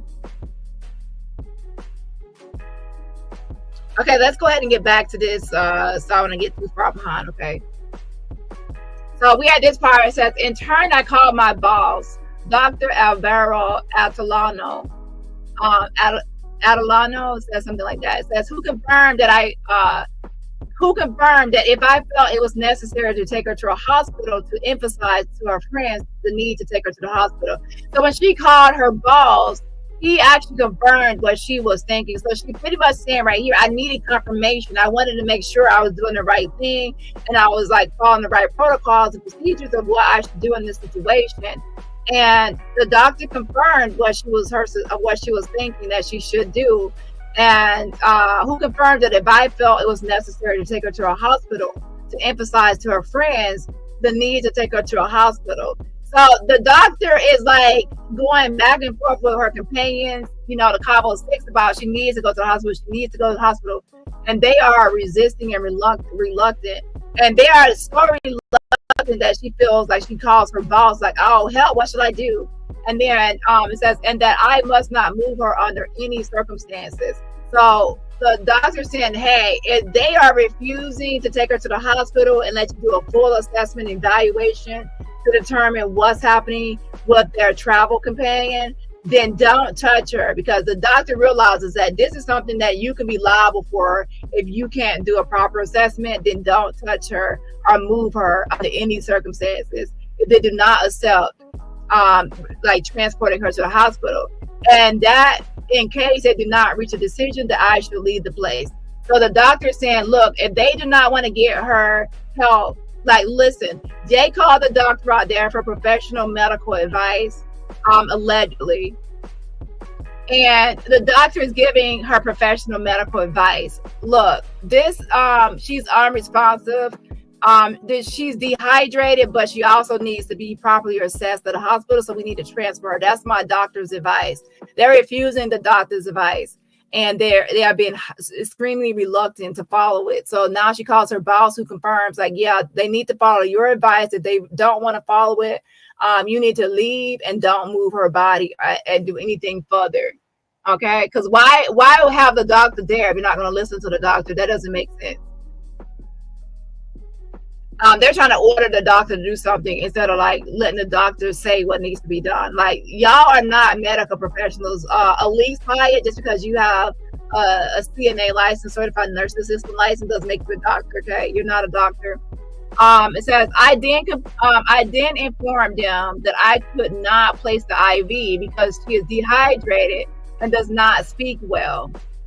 Their new response was that they did not have a car to take her in. Now, they know good and well that they don't have a car to take her in. They have money to afford a car transportation. There's a concierge there that actually is on call 24/7 for anything anybody needs. Secondly, the doctor has told them that there's free calls like 911 and things like that. So there's no justifications or excuses. But again, if you're waiting for somebody to die, you're gonna like ignore all advice and suggestions, and you're gonna make excuses because you want this person to die, so you can lie on the person and make excuses or cover up your crime. It says their new response was that they did not have a car to take her in. Now listen to the doctor right here, her word choice and verbiage. She says their new response. So once she actually talked to them some more, they had a new response, like a new rebuttal. It's kind of like a car salesman where you say, no, I don't want this car for this reason. So the car salesman would try to think of something to say to you to try to persuade you to get the car, a new thing, like a new response. So they pretty much had a new rebuttal to what she was saying. So she told them this, to which I told them to call 911 or look for a way to take her there. So she gave them advice. Look, you can call 911. We have 911 in Mexico. You can call 911. They will come for free. So there's no excuses or justifications for not taking her because there's 911. Or she says, or to look for a way to take her there. Like calling for car service. There's a concierge who's 24/7. And by the way, they actually respond fast because every time I actually message them through WhatsApp, they always respond immediately. That's their job. They replied that all that costs money. No, it doesn't cost money. She said there are free services and there's 911 is free. And then right here it says they asked me which hospital they could take her to, and I tell them the nearest public hospital or the closest hospital. They deliberate again. So right here she said they deliberate again, like they gather together and they deliberate about what they should do next. Yeah, it's called get her help. There's nothing to discuss or deliberate. Okay. This your so-called friend, right? Like she's your friend. So why is there so much deliberation? It should be yes. That's 911. It should be like there's no question. Like there's nothing to think about. There's nothing to deliberate or think about. It's just like just get it done. So this is obviously further showing negligence. So again, in that complaint, they're showing negligence. So she's being negligent. The Cabo 6 are being negligent about not getting her care and doing everything they can do to get care. Everybody knows as soon as somebody is unresponsive in their state and somebody says 911, you're calling 911 immediately. A 2-year-old, 3-year-old toddlers. There are cases of toddlers, 2 years old, 3 years old, calling 911 for somebody that's unresponsive. Why are they calling 911? Hello? She says they deliberate again, and I tell them that I am going to leave. They tell me that they were already checking with her relatives to see if they had insurance and asked me to try to place the IV one last time.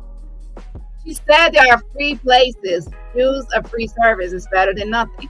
Well, the third time I tried to place an IV in her left arm and I succeeded. They keep on trying to tell the doctor what to do. Like she's a doctor, she says she needs to be transported. So I don't know why the doctor kept on trying to listen to what they are saying. Listen, you're the medical expert, not them. They keep on saying place the IV. You know it's not going to work. You know she's unresponsive. Don't listen to them. Listen to what you were trained to do. And your training is telling you that there's a blow to her head. There's conjunctival hemorrhage. She's not responsive. She's only making sounds. Things are not what it seems. Your instincts and your training are telling you that she needs to be transported for proper evaluation. So why are you listening to dumb Cabo 6 and these obviously people covering up the crime and trying to still place an IV in somebody that needs to be transported? So it says right here, it says, for the third time, I tried to place an IV in her left arm and I succeeded. But when I tried to secure the IV, she began to have generalized tonic-clonic convulsions. Those are full body seizures characterized by muscle stiffness and repeated jerking. At that moment, the person identified as female number one. So female number one is who I think is Elise Hyatt, based on tall, slim, and long hair. And the opposite was the robust built, tall female, dark complexion, which I believe was number two, Dejanay Jackson. And she already knows who Winter is, so she identified Winter by name. So that's why I said female number one has to be Elise Hyatt. And then the only other female, of course, is Shanquella, the victim, who's unresponsive. And it says right here, Winter and the male identified as number one were present. So that would be Winter, and I believe number one was Nazir Wiggins.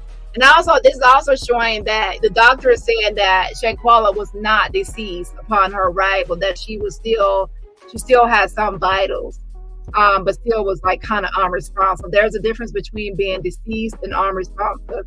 So, okay, let's see right here. So she said she began to have those generalized tonic-clonic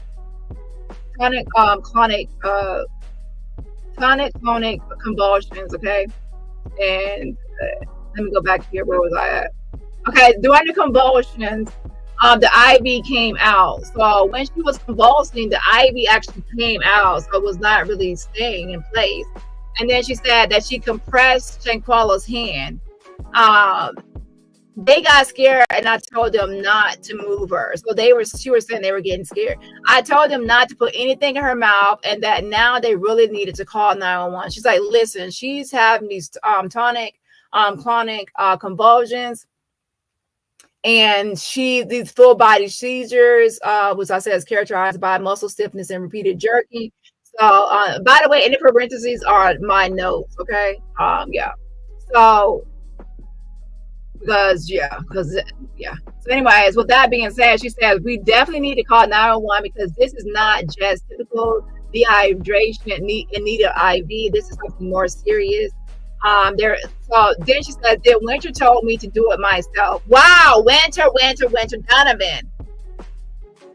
Why did you tell the doctor to do it? Why tell the doctor to do it? You said Shanquella is your friend, right? Why didn't you actually just call 911? Why are you telling the doctor to call 911? Y'all want to know why? In my opinion, Winter doesn't want to call 911 because she knows that her call 911, she's actually going to be recorded on that 911 line. They're going to record that 911 conversation on that line, and she'll be actually called lying and lying. So she'll have to lie, and it'll be recorded, a recorded lie. So that's why she didn't want to really call 911 herself. She wanted the doctor to do it. So the doctor should be more and more suspicious. Like, why nobody wants to call 911? This is weird. Again, that's why now it's going to be negligence. This doctor's statement is going to be used to prove that they were negligent in getting her care, and they were not doing even the minimum duty to get her care and get her help. Okay. Then Winter told me to do it myself, to which I told her that she needed to make the call because I had to take care of Quella. Then I realized her sphincter had relaxed. uncontrolled release, which can indicate serious neurological issues. At that moment, the male identified as number one, Nazir, told me that she had peed already. So she had already, yeah, that means that she had already released already. Like she had already peed, like she had released. This changed my perspective and reinforced the need for a complete evaluation in a complete imaging studio, imaging study with urgent hospital attention and transfer by ambulance. So when she realized that she already had this release, she already peed, her sphincter had relaxed, uncontrolled release, which can indicate serious neurological issues, that she needed to be evaluated in a hospital, an imaging study, and urgent hospital care. Okay, and to be honest, that should be suspicious to the doctor, because the first thing anybody does, like, listen, as soon as somebody is in Shanquella state, most people out there that care about somebody and truly care about somebody, the first thing you're going to say is call 911, call 911. Even kids know that. Call 911, call 911. That's like the first thing that comes to your mind. And if you're in Mexico and you're like, oh, I don't know about if there's a 911, guess what? They have the 24/7 concierge. And the concierge is actually assigned to the person in the villa the whole stay. And I have already talked to a lot of people, the concierges, whatever. And those people, they automatically answer within minutes. So all you have to do is contact the concierge, tell them, oh, she's brutally beaten. They would get the police out there. There's a security in the area. They would have the security there first. Before the police get there, the security be there, because security is in the area. They have security in the area. Security will be there. The police will be there.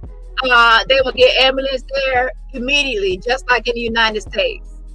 And they will also tell her, look, if you don't have the money, there are free services. There, there's a concierge. They did not want Shanquella to get help, because if she got help, she'll be able to testify and speak and say that she was brutally attacked, and this is why she's in this condition, and they will be stuck in jail. For those, well, Dejanay definitely would be in jail. Anybody that covered it up would be also in jail for cover up. So they knew that. Dejanay already knew the moment she did all that she was going to be in jail, incarcerated in Mexico. She was going to be in a Mexico jail. She was not going to go back to the United States. So from that moment, she already knew that when Shanquella was not really responding anymore after she savagely beat her, she had to get away from Mexico. And that's why they hurried up and left Dejanay. And listen, y'all, you have to think about what type of person Dejanay is. She only cares about herself and nobody else. And listen, she has already changed her name. So she's already trying to move on with her life. You fucking, hold on, let me calm down for a second. Bitch, you fucking killed Shanquella, and now you want to try to move on with your fucking life and change your fucking name, start over with your life, and like you're gonna just escape this. Girl, I'm gonna make sure that tonight when I'm actually on my Discord, I'm gonna be in the background. I'm gonna be updating all my fucking titles. I'm gonna be updating a lot of things so I can make sure that my videos, at least hopefully some videos, get into the algorithm with your name, so everybody.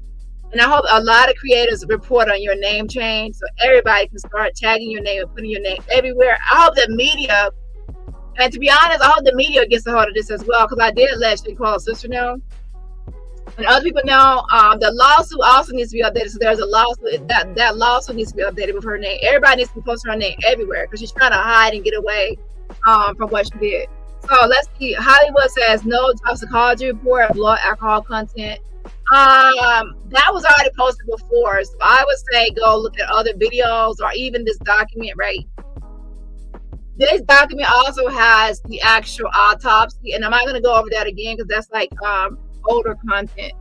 So for anybody that needs it, I'm actually going to post this document, the complaint, so anybody can review it, okay? The full autopsy.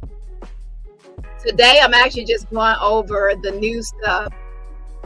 Any of the autopsy stuff, you can review old videos where we actually talk about the autopsy, okay? Now, I appreciate the fab fund, the yes, and the yes, I appreciate the support. And everybody else, remember, support my channel for free just by what? Hitting that like button. So, for I will say this, that there were two autopsies done, one in the United States and one in Mexico, and there was a discrepancy or contradictions between both. And it's a lot to go into it. That's why I have separate videos for autopsy. And other creators also have videos on autopsy. Hold on one second. Shout out to Lisa Taylor. Happy 9-month anniversary again. Shout out to Lisa Taylor. I appreciate you for being a member for 9 months. Happy anniversary. And everybody else, remember, support my channel for free. Just by what? Hitting that like button. Okay, let's continue on. But I don't want to stay on too late because I want to make sure I still have some energy to actually work on changing some of these titles and things. Okay. Yeah. Now, I actually did send out a notification through my my petition, letting everybody know about the name change. So I'm sure it's already going to be circulated, because remember that petition has like 40-something thousand signatures, and if people are checking their email, they should see that alert that her name has changed. I did send it out to everybody. Like, I don't know if anybody in this chat got the email. Press 1 if you got the email. I can send out emails every 24 hours. So in 24 hours, I'll send out another email saying the same thing, that she changed her name to get the word out.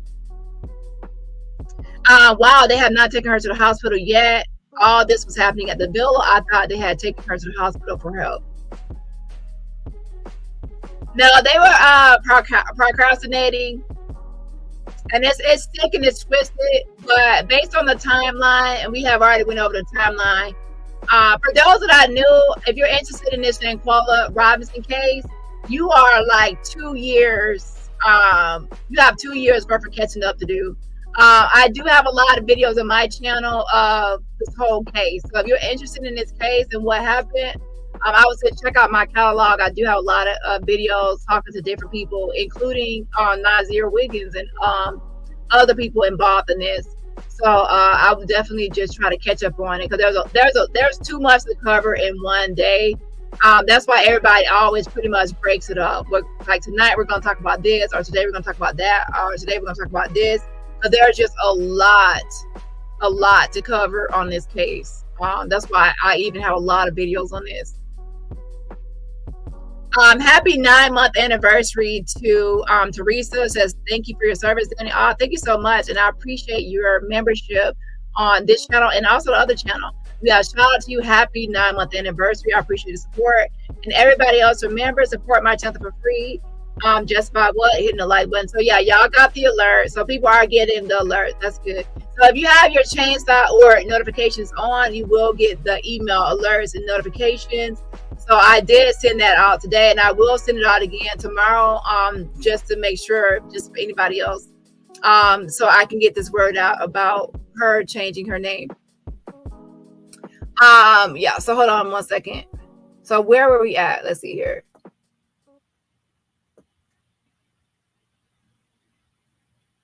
So needed to make the call. So she was saying, the doctor was saying that Winter needs to make the call because I had to take care of Quella. Then I realized that her sphincter, I already had read that. So she was saying, so she needs to be taken to a hospital for imaging study with urgent hospital attention and transferred by ambulance. And it says, after a few minutes, and when Shanquella stopped convulsing, I realized her companions were gone. What? She looks around like, and they're all gone. Only male number 1 and Winter has stayed with me. So only Nazir has stayed with her and Winter has stayed. And everybody else have pretty much left the room. She says, I then proceeded to monitor her vital signs as much as I could. I requested support to position her airway. So she wanted somebody to help her position Shanquella's airway to keep her breathing passage open. Again, in the parentheses are my notes. Okay, this is not actually the actual document. And it says, and verify that 911 is being called. Winter called and passed me her phone. I reported a female in post-ictal state. That's like a period of confusion and fatigue after a seizure. We requested an urgent unit. I noticed that abnormal sounds are heard in her breathing rolls, crackling sounds in the lungs indicating possible fluid or blockage. And it is difficult to open the airway due to trismus. Um, muscle stiffness that prevents opening her jaw. Her saturation was low. So she wants to verify that 911 is being called. She needs help with trying to keep her breathing pathways open. Winter actually called 911 finally and then passed her the phone. Like, Winter, why are you passing her the phone? But yeah, she finally called 911, passed her the phone. So she reported to 911 that, Shanquella was a female and she's in post-ictal state, which is a period of confusion and fatigue after the seizure. She requested an urgent unit, I need help immediately. She noticed, she was saying that I noticed the abnormal sounds are hurting her breathing rolls. Like, she's breathing, but there's abnormal sounds heard in her breathing, like crackling sounds, possibly in the sounds in the lungs indicating possible fluid or blockage. And it is difficult to open her airway due to trismus. It's because there's muscle stiffness that prevents opening her jaw. Like, there's like, so like when you're trying to do CPR on somebody or something, you have to hold their jaw, like trying to position, their jaw. And they're saying, I guess there's some sort of stiffness in that jaw. It's kind of hard to for that, difficult to open her airway due to that stiffness in her jaw. Like, imagine trying to open somebody's mouth and their jaw is stiff. It could be kind of hard. And it says her saturation was low. And it says, by this time, about an hour had elapsed. Patient will pause, increase respiratory effort. Help is requested from the only friend left within my reach. So she says only one person was left within her reach, and that is Nazir Wiggins, who is the male identified as number 1, to look for a hard plastic tube to keep her mouth open. So she doesn't have any mouth anything to insert in her mouth or anything to keep her mouth open. Sometimes people dentists have these things where they can keep people's mouth open, and there's ways to keep people's mouth open, like little tools. But she doesn't have any of that available with her. I mean, she probably didn't think she would need anything like that. Just for a typical hangover, somebody drank too much IV hydration, house call. But now she's needing something to kind of prop her mouth open, right, to insert. So basically, who was the male identified as number 1? She requested him to look for a hard plastic tube to keep her mouth open. He asked me to transfer Shanquella in my vehicle. So Nazir is pretty much saying, can you transfer Shanquella in your vehicle, to get her, to which I tell him that she is in serious condition and requires an ambulance. So Nazir asked the doctor, can she take Shanquella to the hospital using her car? Because I guess, remember, the doctor drove there with the, transportation from the hospital, I guess. So he said, can you use your car to transport her? And the doctor is saying, no, she needs an ambulance. Now, remember, ambulance is a vehicle that's equipped with equipment and tools and things like that for medical procedures and medical assistance, to aid people. So there's going to be ways to hook people up and do a lot of things. Obviously, the ambulance is a better way to transport somebody. Obviously, get her there as soon as possible. Ambulance will be best because she needs, while they are en route and on the way to the hospital, she needs to be attended to en route as well. So not like somebody just driving her there and she's in the back seat and nobody's attending to her. She needs somebody like paramedics and people to be in the back with her, attending to her while somebody else is also transporting her. And you can only really get that with an ambulance. Okay. So right here it says he then left. So now she says Nazir left, and then now she's alone with Shanquella. And she said she tried to position the airway to take a pulse at 18:49 hours, which was 6:49 p.m. So she wants to position, Shanquella, so like she can like position the airway and take a pulse. Okay, at 6:49 p.m. She is detected without a pulse. So, oh wow. So at this moment, she says she is without a pulse. No pulse. So now the doctor is panicking and frantic. She says, verbally, I shouted to them. So she's shouting now. She no longer has a pulse. I need help. Like she no longer has a pulse. It's at 6:49 p.m. and she recognizes she has no pulse. Like no pulse means she is pretty much gone, y'all. Now some people can be kind of like resuscitation or like revived or whatever, but whew. Okay, it says the thin girl identifies number one, looks out, panics. Because now Elise Hyatt is a CNA, okay? So even after this whole incident, she went back to being a CNA and we got her fired. Now I don't know what she's doing now. Most likely she probably has found another job or whatever. So it says the thin girl identifies number one, looks out, panics, and leaves. So wow. She said she no longer has a pulse. You look out there, Elise, and then you panic like, girl, you are a CNA. Why are you panicking like this? And that's supposed to be your friend. You should be like acting differently. And then and leaves. And it says male number one. So then Nazir says was male number one, helps me lower her to the floor next to the couch. So now she's been lowered to the floor next to the couch and place her in a flat position. Why are they just now placing her on the floor in the flat position? So was she doing all this still with her propped up on the couch? Why didn't she already have her? That's weird. Okay. So it says, helps me lower her to the floor next to the couch and place her in the flat position. So I guess that picture we see of Shanquella on the floor, this is like this is all supposed to be messed up. Yeah. Okay, it says I called 911 indicating this was a follow-up to the previous report. So pretty much she had already called, the 911 had already been called, Winter had called, then she handed the doctor the phone, once she made the call, because of course she doesn't want to be on a recorded line. And I will say this, to be just all the way across the board, a lot of times with the 911, some people can't really speak.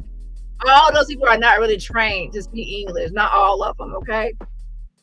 But 911, because whenever I was trying to reach out to some of the paramedics, like the Red Cross ones, a lot of them were not really like fluent in English, okay?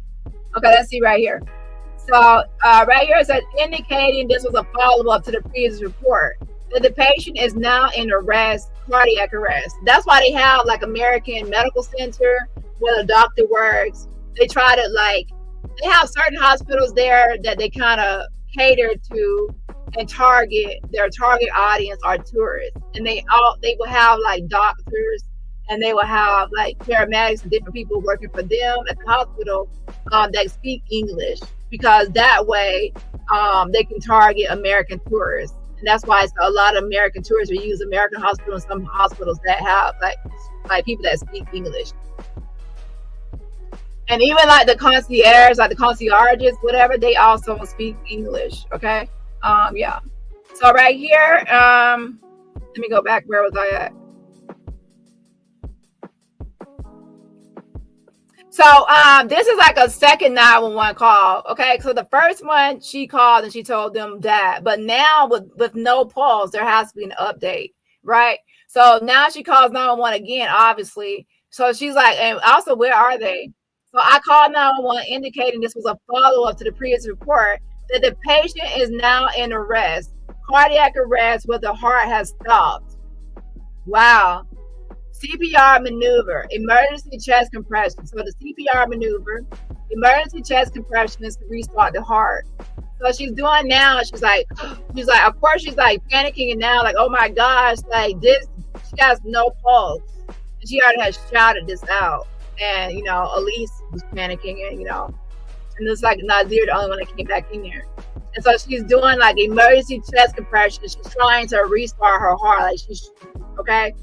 It says it's initiated with me giving compressions and his friend helping me with rescue ventilation. And that means this was translated. So sometimes when things are translated from Spanish to English, the pronouns get mixed up. So they actually mean, her friend.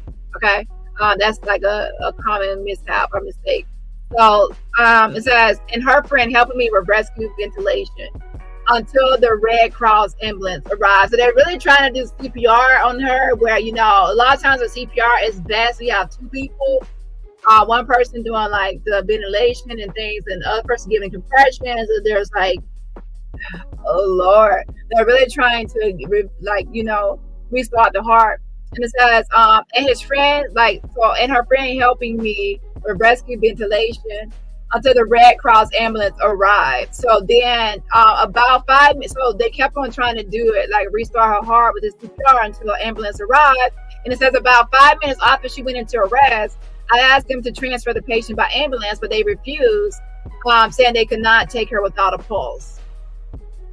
The same thing that the other three ambulances that came to the scene told me. Like, the paramedics, you want us to transfer her. She doesn't have a pulse anymore.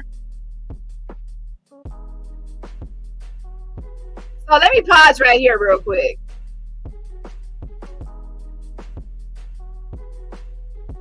So that means when the Red Cross got there, she didn't have a pulse. So she said she didn't have a pulse at 6:49 p.m. So by the time the Red Cross got there, she didn't have a pulse. At that time, they were trying to, you know what? I did say that. If y'all go back to my old videos, I said, to me, it looks like the Red Cross, when they're over her body, it looks like they're over a body that's not, like, they're done. Like, they're not really doing anything, and they're not really, like, she's gone already.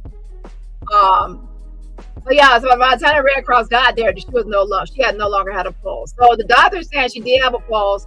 She initially did vitals. But later on, after like convulsing and seizures and things like that, she actually no longer had a pulse. And by the time Red Cross arrived, she no longer had a pulse. So she had a pulse, and she was alive when the doctor came, but which means she was alive if she was alive when the doctor came, that means she was alive when the maid came, and she was alive when Nazir came. She passed away once the doctor was working on her. So now when the Red Cross comes, she's no longer alive. So when we saw pictures of her at Red Cross, she was no longer there, alive. Okay. So it says, and his friend helped me with rescue ventilation until the Red Cross ambulance arrived about 5 minutes after she went into cardiac arrest. It says, I asked them to transfer the patient by ambulance, but they refused, and that they cannot take her without a pulse. See, the same thing that the other three ambulances that came to the scene told me. One of the paramedics managed to place an IV, then the other three responder teams joined in. The AED device, a machine that delivers an electronic shock to the heart, is placed. And they were advised not to discharge. Immediately, a cannula is placed and ventilation with a mask and bag used to deliver air into the lungs. I am informed that there is a laryngeal mask. There's a laryngeal mask placed over the windpipe to allow for better ventilation, but it cannot be placed because there is still trismus. I insisted on transferring the patient. 5 ampules of adrenaline was used to stimulate the heart. Were applied into our resuscitation efforts until they accepted my advice, and they were told via monitor to discharge in defibrillation. And it says, for defibrillation, it says delivery of an electric shock to restore heartbeat. That was performed 5 times. The monitor was placed with a systolic trace. So the monitor was placed with an asystolic trace, flat line indicating no heart activity. So when the monitor was placed with an asystolic trace, the flat line indicating no heart activity, and her friends were informed that there was no response. So they are trying to revive her, and it's not working. After approximately 1 hour of maneuvers, wow, 1 hour of maneuvers of trying to revive her with CPR and this AED and things like that, nothing. Um, it says, I informed one of her friends identified as male number two, a regular build, dark complexion, bald, bearded, who asked me why they did not take her to the hospital, to which I replied that no paramedic accepted to transfer her to a hospital in her condition. So I'm thinking right here, she's talking about, I think she's talking about Malik Dyer. Because this is like male number two. I don't think it's Khalil.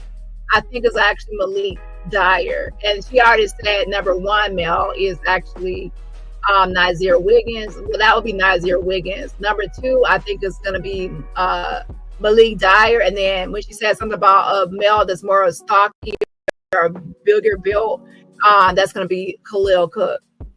And Khalil Cook is lighter than the other ones. Okay. He was shaking and left the scene. So Malik was, I guess, shaking and left the scene. It says the paramedics informed me that there was no longer any motor response and that the motor was in,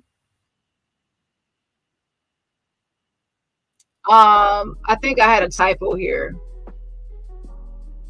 I think it's asystolic, but I think I typoed. My bad. It says no heartbeat.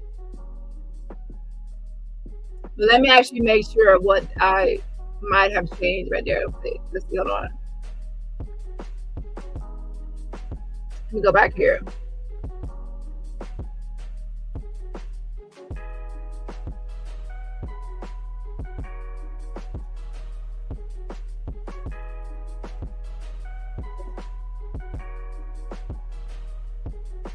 Yeah, so the monitor was an asystolic and that there was no adrenaline left. Okay, so there was a typo there.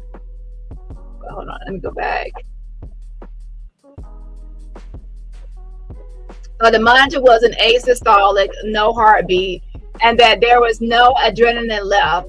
And that in that condition, they were not going to transfer her. Another attempt at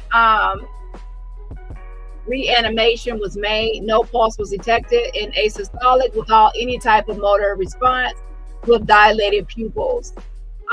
Without pupillary or corneal response, so she was declared deceased at 7:57 hours, so 5:57 p.m.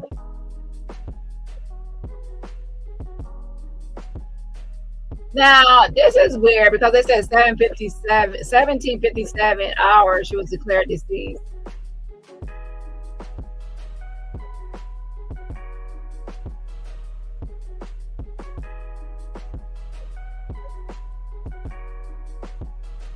Because up here it says a different timing of something. The timing is off as far as they're saying what time she was deceased. And that actually led to a lot of issues before.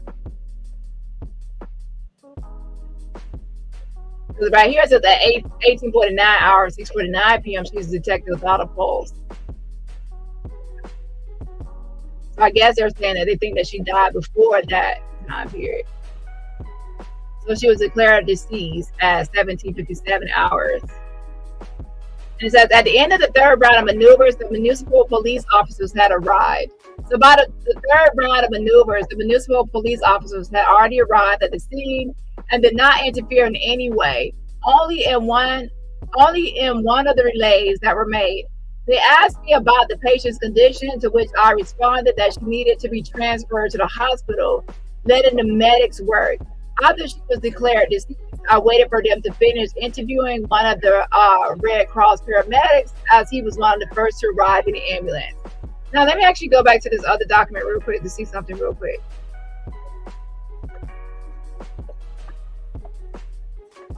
Okay, this is actually the official complaint.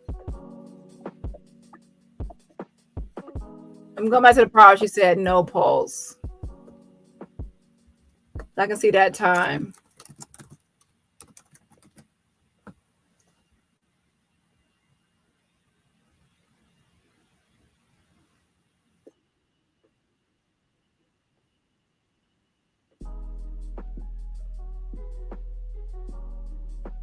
No, not that one.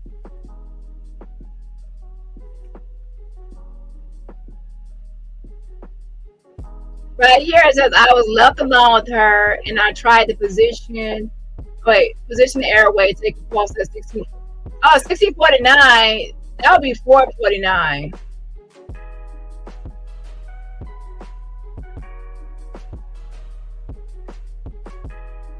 That would be 449. She was detected without a pulse.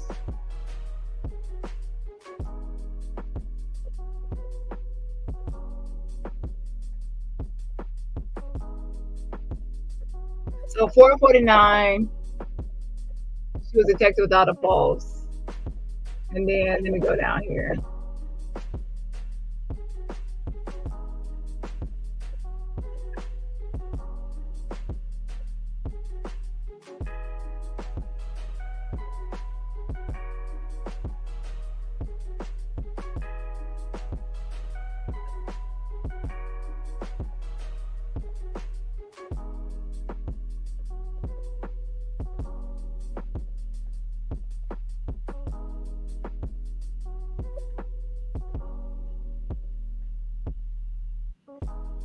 And then 1757, that would be 557.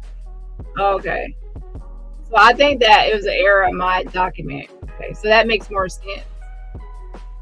So at 449 is when she found no pulse. She was declared deceased at 557. Okay.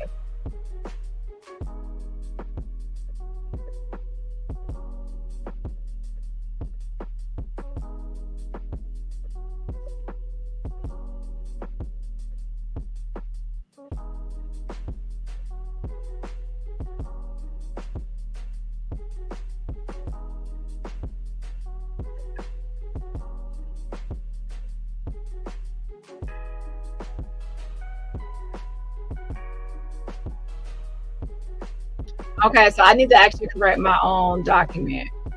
Hold on. I'm gonna note that I need to change mine.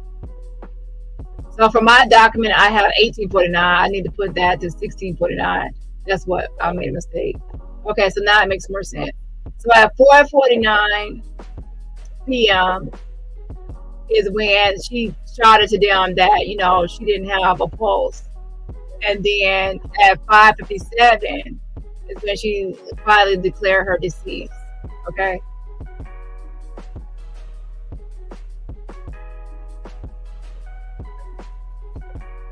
Okay, hold on.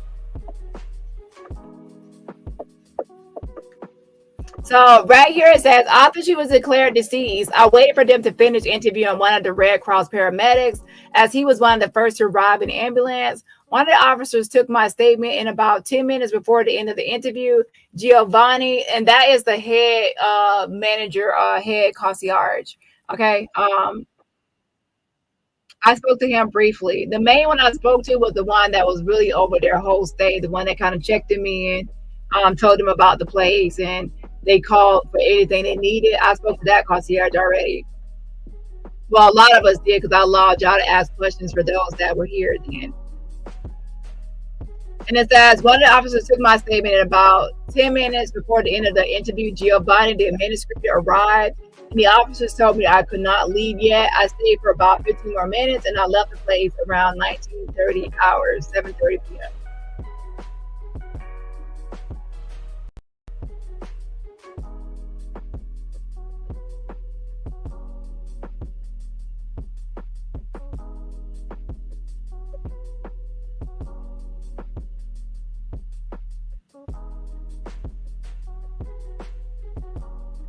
So look at the timeline. You see here.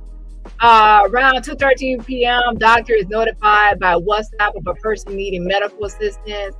Around 3:15 p.m., doctor arrives at the location and assesses the situation, noting Shanquella's condition and dehydration. Around 5:57 p.m., after several resuscitation efforts and defibrillation attempts, Shanquella is declared deceased. 7:30 p.m., the doctor leaves the scene after giving a statement to police. I'm also going to add in around 4:49 p.m. So insert right here after the 3:15 p.m. I'm gonna insert a 4:49 p.m. When she said that she detected no pulse and she was shouting to the Cabo 6.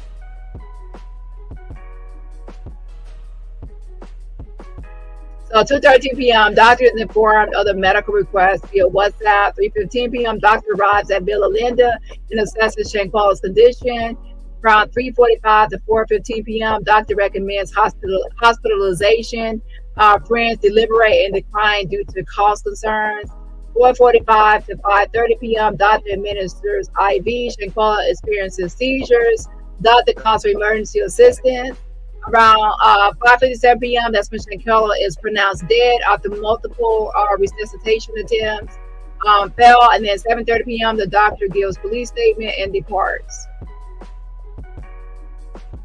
Now, also the document, the last thing we're going to pretty much cover. And then I'm going to take any questions or any comments anybody wants to talk about, or anybody wants to join a panel for the last 20 minutes of the live. So on one of the pages, they actually talk about evidence that they collected during like the autopsy. So basically, what stuff did they Shanquella have on her as far as evidence, like what she had on her or her person or whatever, to keep a tally of it. It's kind of like when somebody goes to jail, they see what they have in their possession at that time. So right here it says, government of the state of Baja California, sir, State Attorney General's Office, Bureau of Forensic Services, field forensics, delivery, receipt of evidence. It says San Jose del Cabo, 2050 hours, and then it says body of the individual named Shanquella Bernarda Robinson went alive. And it says right here,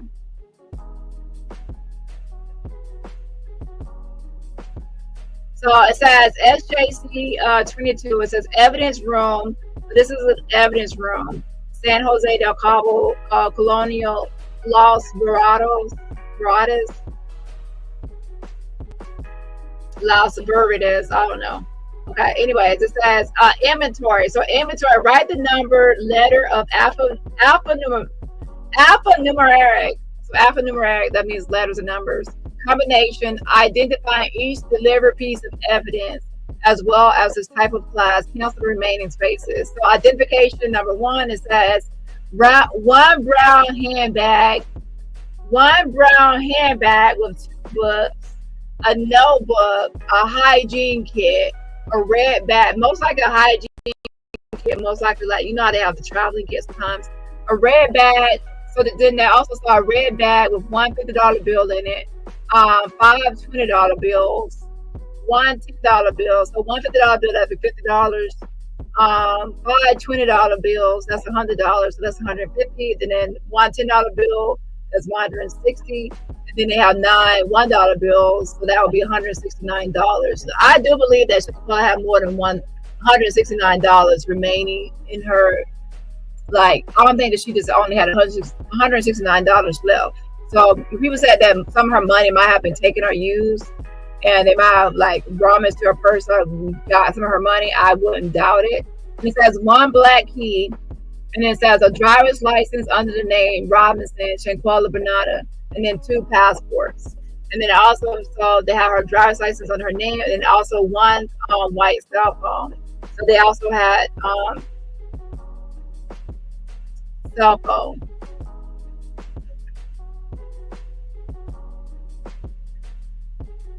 And it says evidence received without knowledge of the content.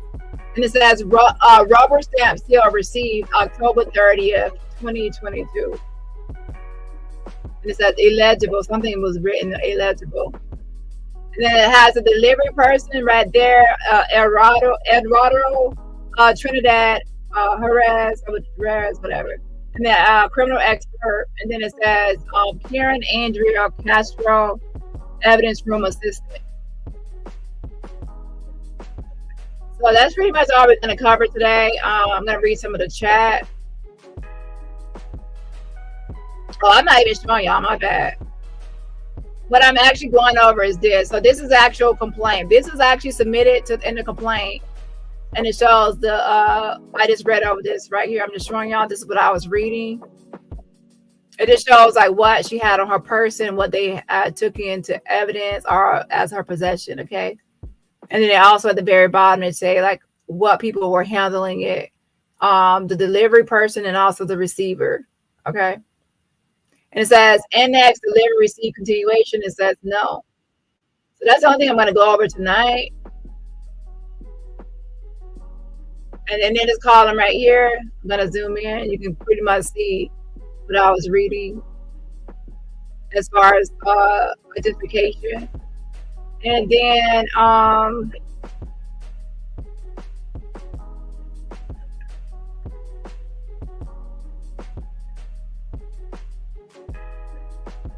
so I do have a little chart here, like a little thing breakdown. Evidence summary, brown handbag. It was contents of 2 books, 1 notebook, 1 hygiene kit, 1 red bag containing 1 $50 bill, 5 $20 bills, 1 $10 bill, and 9 $1 bills, and 1 black key, driver's license with the name Shanquella Bernada Robinson, 2 passports, 1 white cell phone. And this is a breakdown of the money, and then it's only like $169. I do believe that she had more than that in her possession before somebody probably took some of her money. Who knows? But anyway, that's gonna be it for my live. I hope y'all enjoyed it. Let me read some of y'all's comments before I get out of here.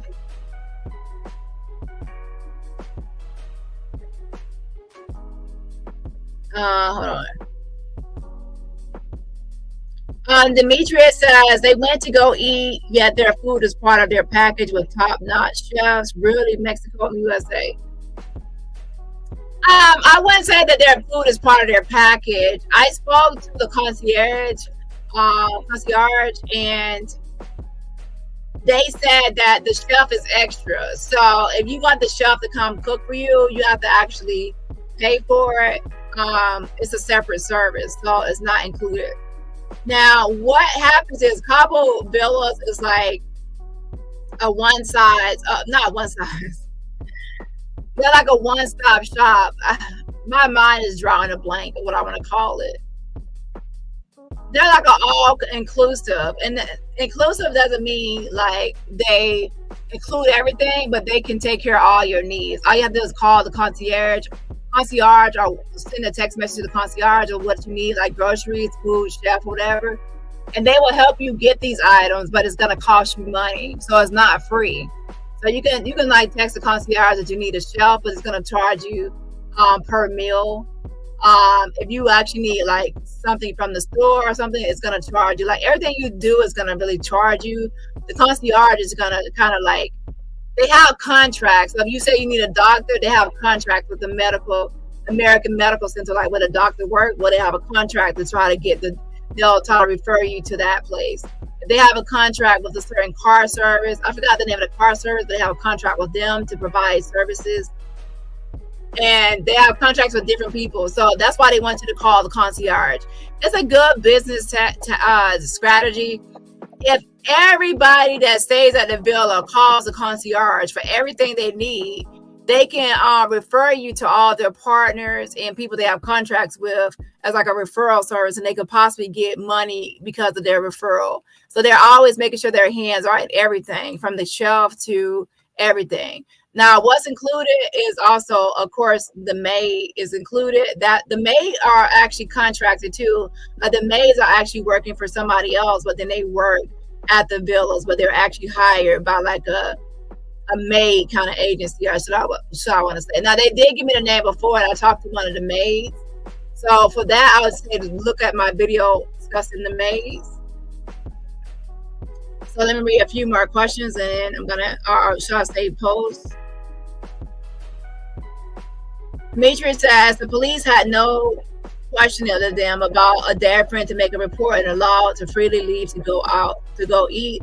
The doctor could have said that is not alcohol poisoning. Yeah, the police definitely should have done more into this. And I will say this. A lot of times police leave like medical stuff to medical professionals. So sometimes if the police go to the scene and there's like paramedics there and there are a doctor there, they will leave some of that stuff to the medical professional. Like that's their job to assess and evaluate a person's body. Now, if they went out there by themselves and there was no medical people there, they probably would, thoroughly investigate or look into it more than they would if medical people are there. You see what I'm saying? I'm not justifying excusing, but I can just see like police getting there and they see a doctor and other people that have already evaluated the decedent or whatever, and the victim, and then they might overlook. And at the same time, they should obviously say something is up as well. Like I said, as they can see like the visible bruising. If somebody's saying this is alcohol poisoning, she has a blow to her head, a busted eye, she's unresponsive, that's obviously not alcohol poisoning. So they also had a duty to kind of evaluate or assess the situation.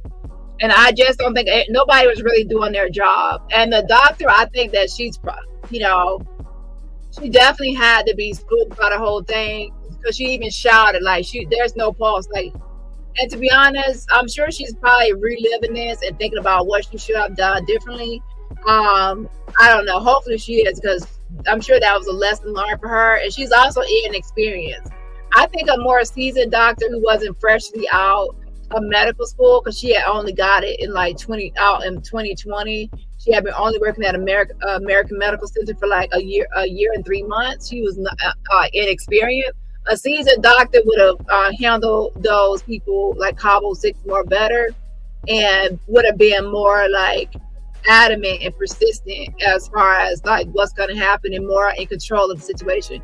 She was not in control of the situation. The moment that, the lay people or people with no medical, like were non-medical professionals trying to tell her to continue to do an IV when she knows that's not going to work and she needs more than an IV, why was she trying to comply and do what they say? Like, no, you're the doctor, you're in charge, you're the one with the degree, you're the one with the education, the credentials. If you know that's not what she needs, then don't do it. Like, you're wasting time. Like, she's wasting time as well. And I believe that if she wasn't in Mexico, she would be getting sued too. Right now, they're just trying to sue people in the United States, but if she wasn't in Mexico, I think the doctor will be at it as well. Let's see. Diana says, hey, everyone, wishing you the best and that we take our self-care seriously. Big love. Yeah, self-care is definitely important. That's why I'm saying I'm not going to stay on here too late. Night Charm says, I'm still stuck on, I looked up and her companions were gone. Yeah, exactly. Gotta Take 5 says the expression on the Red Cross worker's face was that of shock and dismay. Yeah. She's inexperienced, and to be honest, she was in over her head dealing with a lot of people standing around watching and her having to, she's inexperienced. People say what they want to, but a doctor that has been has been in that field for like a decade or even decades will handle it differently than somebody that is only been working probably in that capacity for a year and 3 months, and most likely she has probably only been doing like house calls, and those house calls are like basic things like somebody's drunk or need an IV or somebody's sick. They actually say a lot of times that don't call a concierge doctor if it's something like emergency. For that type of situation, they're not even supposed to do like a house call. House calls are for minor issues, and acute things are minor issues. It's not for something serious like somebody having like being brutally beaten. So to be honest, the Cabo 6 were not supposed to be calling for a serious issue in the first place for a house call. So I believe that doctor has been pretty much sticking to concierge work and simple calls and house calls that are not really serious. And that also is that's a problem, because that means that she really wasn't used to like real serious cases. Now, if y'all want somebody that's really, really ready to get the job done, get somebody that works in the emergency room. People that work in the emergency room, doctors, and even people that work in the emergency environment, they are used to a lot of stuff. And they also are used to working under pressure in emergency situations. This person that's just used to making house calls is not going to be as experienced in dealing with people and doing their job at the same time as somebody that is a seasoned person in the emergency rooms or some sort of in the medical field for a longer period of time. Because right now she wasn't even just dealing with just the patient; she was also dealing with people not following her doctoral advice, like her advice. Okay, professional advice. Everyone fell with Shanquella, yeah. Yeah, something, yeah, the receipts, Hunty. Hey, Aries, one, hello. Hi, Matt is in the building. Demetrius says that cost of that very expensive trip is pennies to them all to leave paradise the next day as she dies in front of them. Exactly. Nah, Zero leaves with them and questions nothing. His birthday trip. Yeah, he was really focused on that birthday trip. At the same time, I will say that he was truthful in that he was the one really helping the most.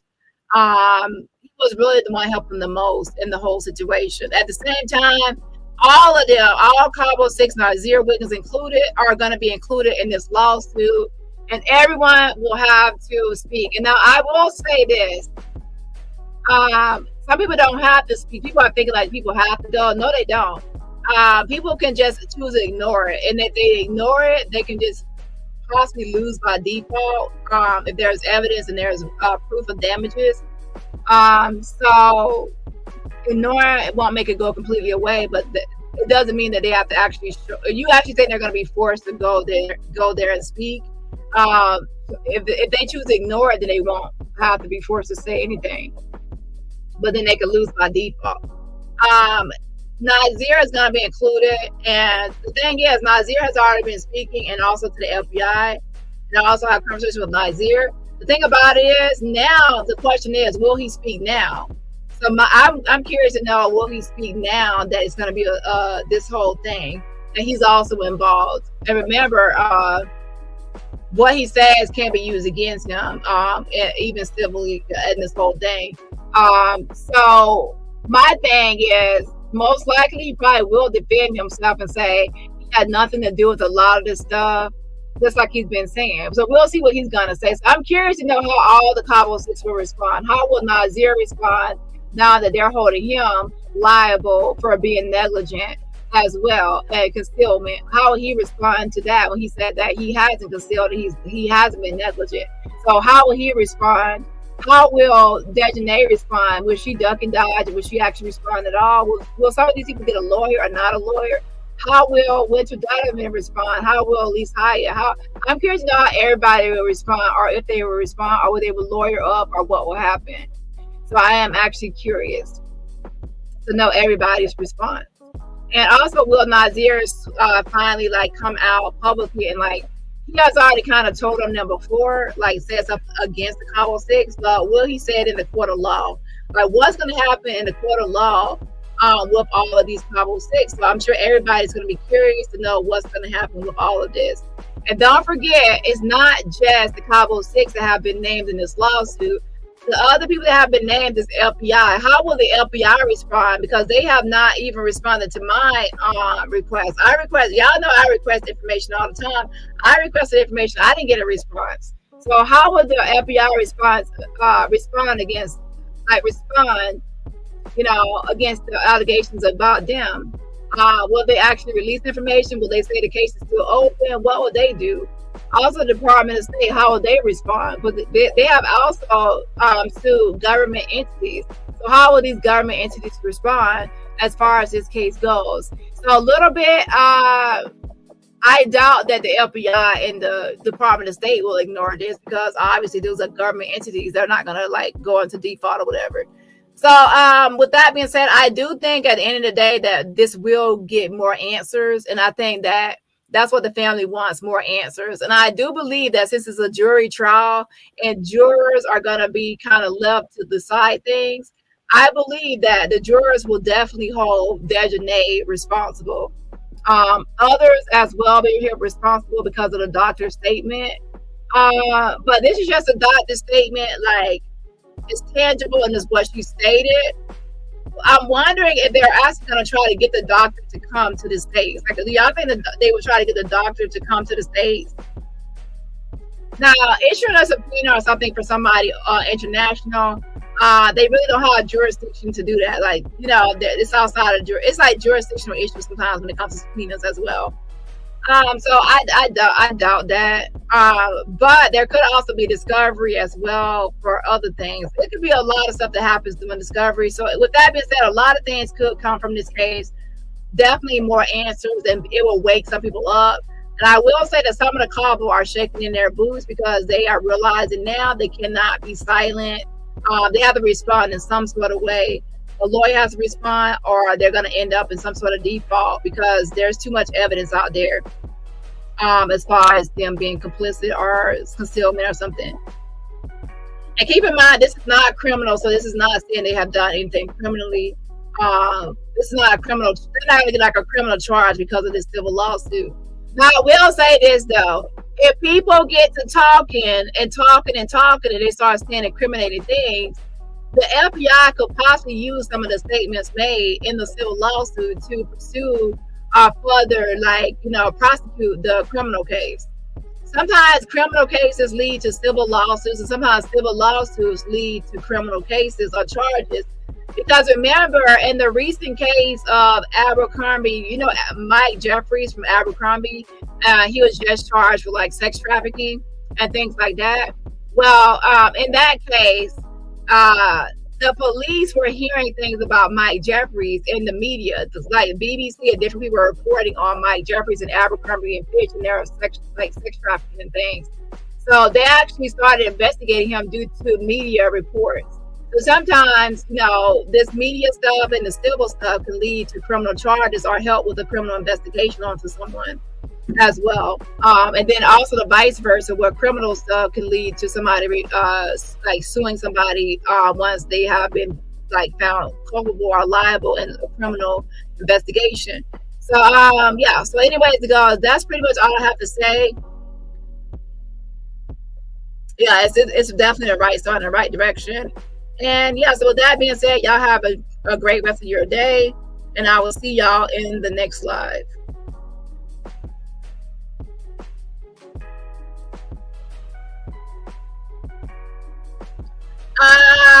If anyone of them that doesn't want to speak, they should be considered guilty automatically.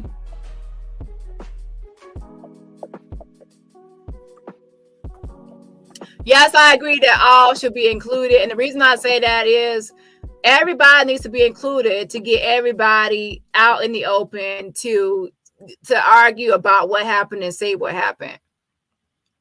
And I will say this, though. It needs to be more than just Nazir Wiggins. It needs to be more than just him. It needs to be at least one of the others that also speak.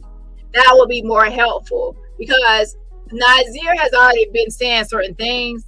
So it needs to be him, but it also needs to be other people, somebody else speaking. So I'm hoping that at least one of the other Cabo actually crack and break and try to speak as well, because it would be better if, another person speaks. And what I mean by that is for criminal stuff to kind of unfold. Because some people could just be,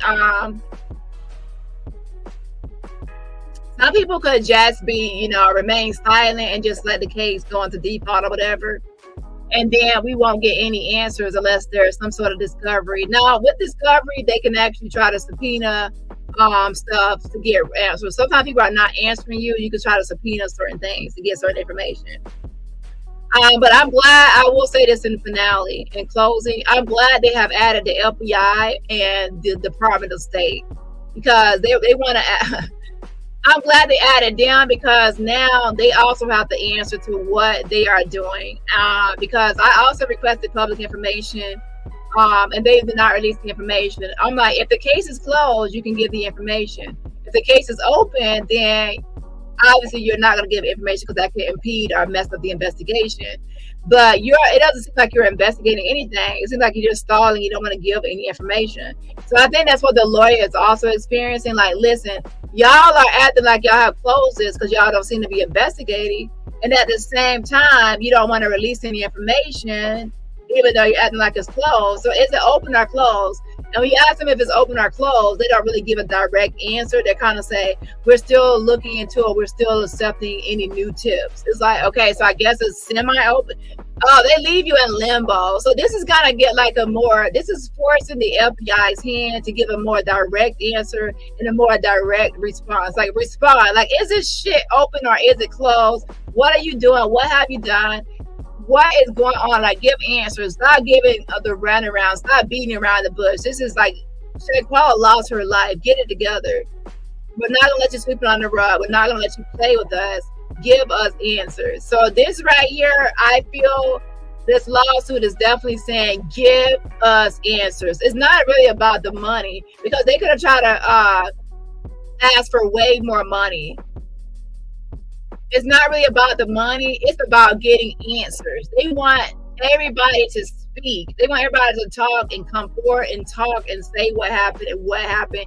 Get answers and get justice as far as criminal charges rolling. This is not about money at all. For people are, oh, well, they're suing the civil lawsuits about money.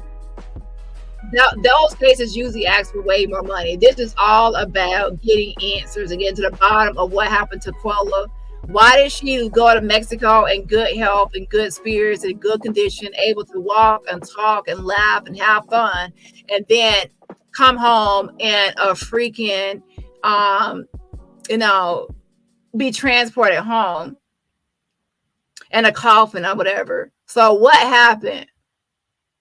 Why was she, even before like in that whole video that we saw of her getting brutally attacked, we saw Shanquella walking, we saw her talking, we saw that she wasn't falling over, she wasn't drunk. If she was so drunk and she was so wasted, why was she able to walk around while Shanquella was beating her? She was able, while Dejanay was beating her, she was able to still walk and talk up until that she threw her by her neck, and then she was slumped over on the floor.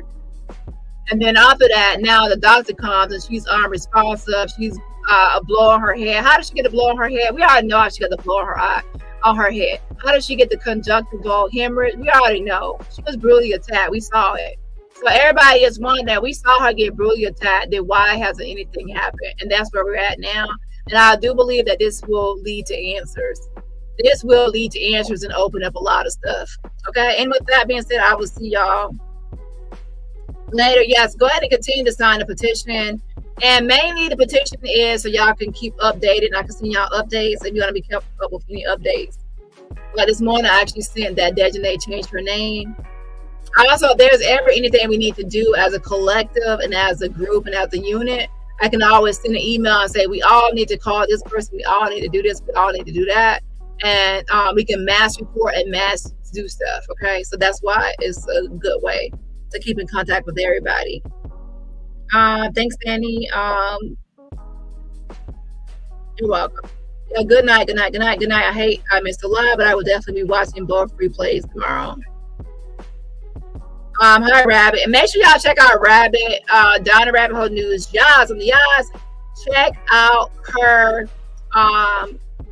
So I am on Screaming on Intruder. So anyways, make sure y'all check out Donna Rabbit Hole News and subscribe to her channel.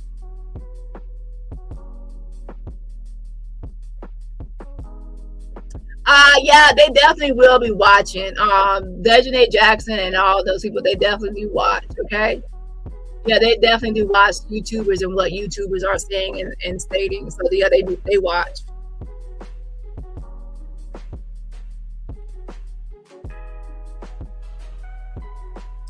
Says, I can't even imagine how her family feels. I don't know what I would have done if this is my daughter. So I would say watch the first video, because I went over the press release, and her mother did speak, and you can clearly see that her mother's heartbroken. And she pretty much said it's hard for her to grieve. Like, how can she grieve when there's no closure, there's no answers, there's no justice, there's no nothing? She still has an open wound, basically. Yeah.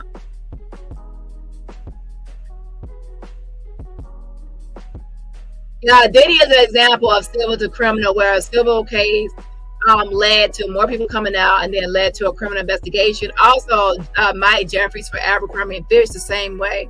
So yeah, so that's what I'm saying.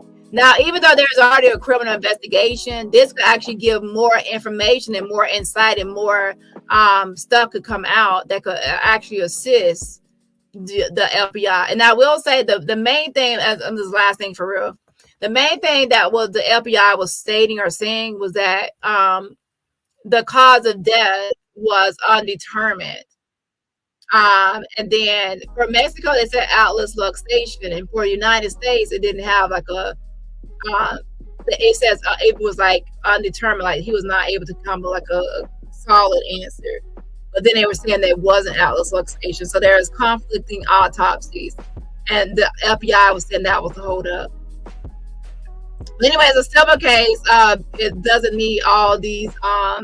It doesn't need all this evidence of criminality. It just needs evidence of negligence or evidence of whatever's in the complaint.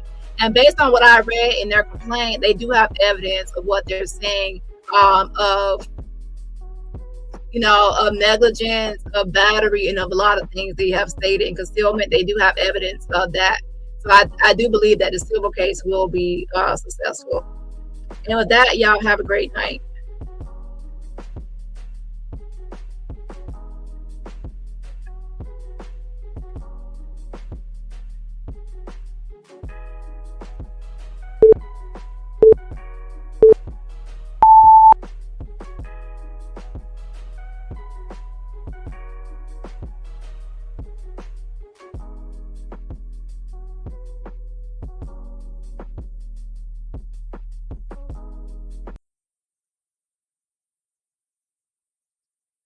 I gotta go.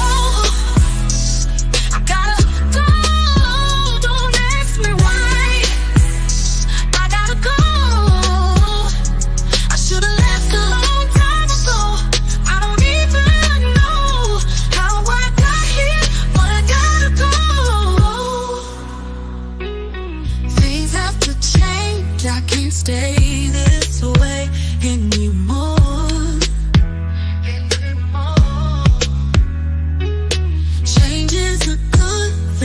Good thing for me.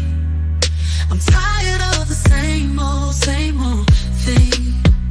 So I'm trying something new, exploring something new.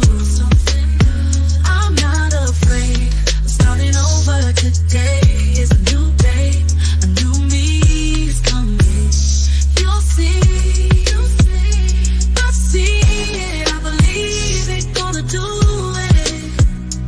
You'll see. I gotta go.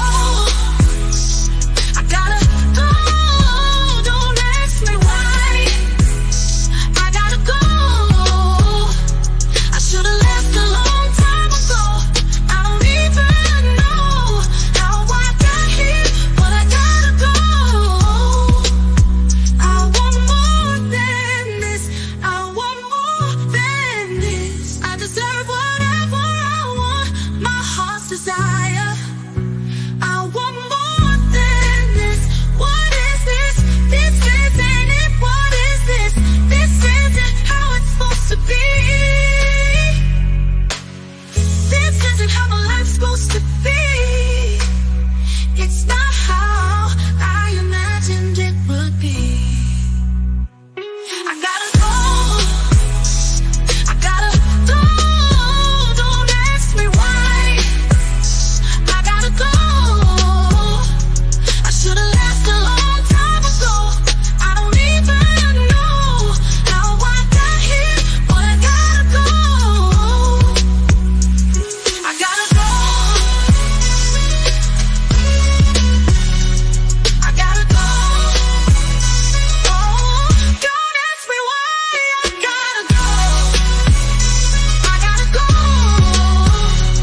I should've left a long time ago. I don't even know how I got here, but I gotta go.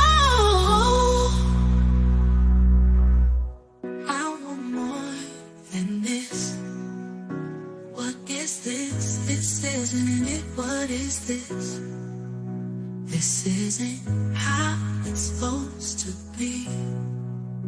This is isn't how my life's supposed to be. It's not how I imagined it would be.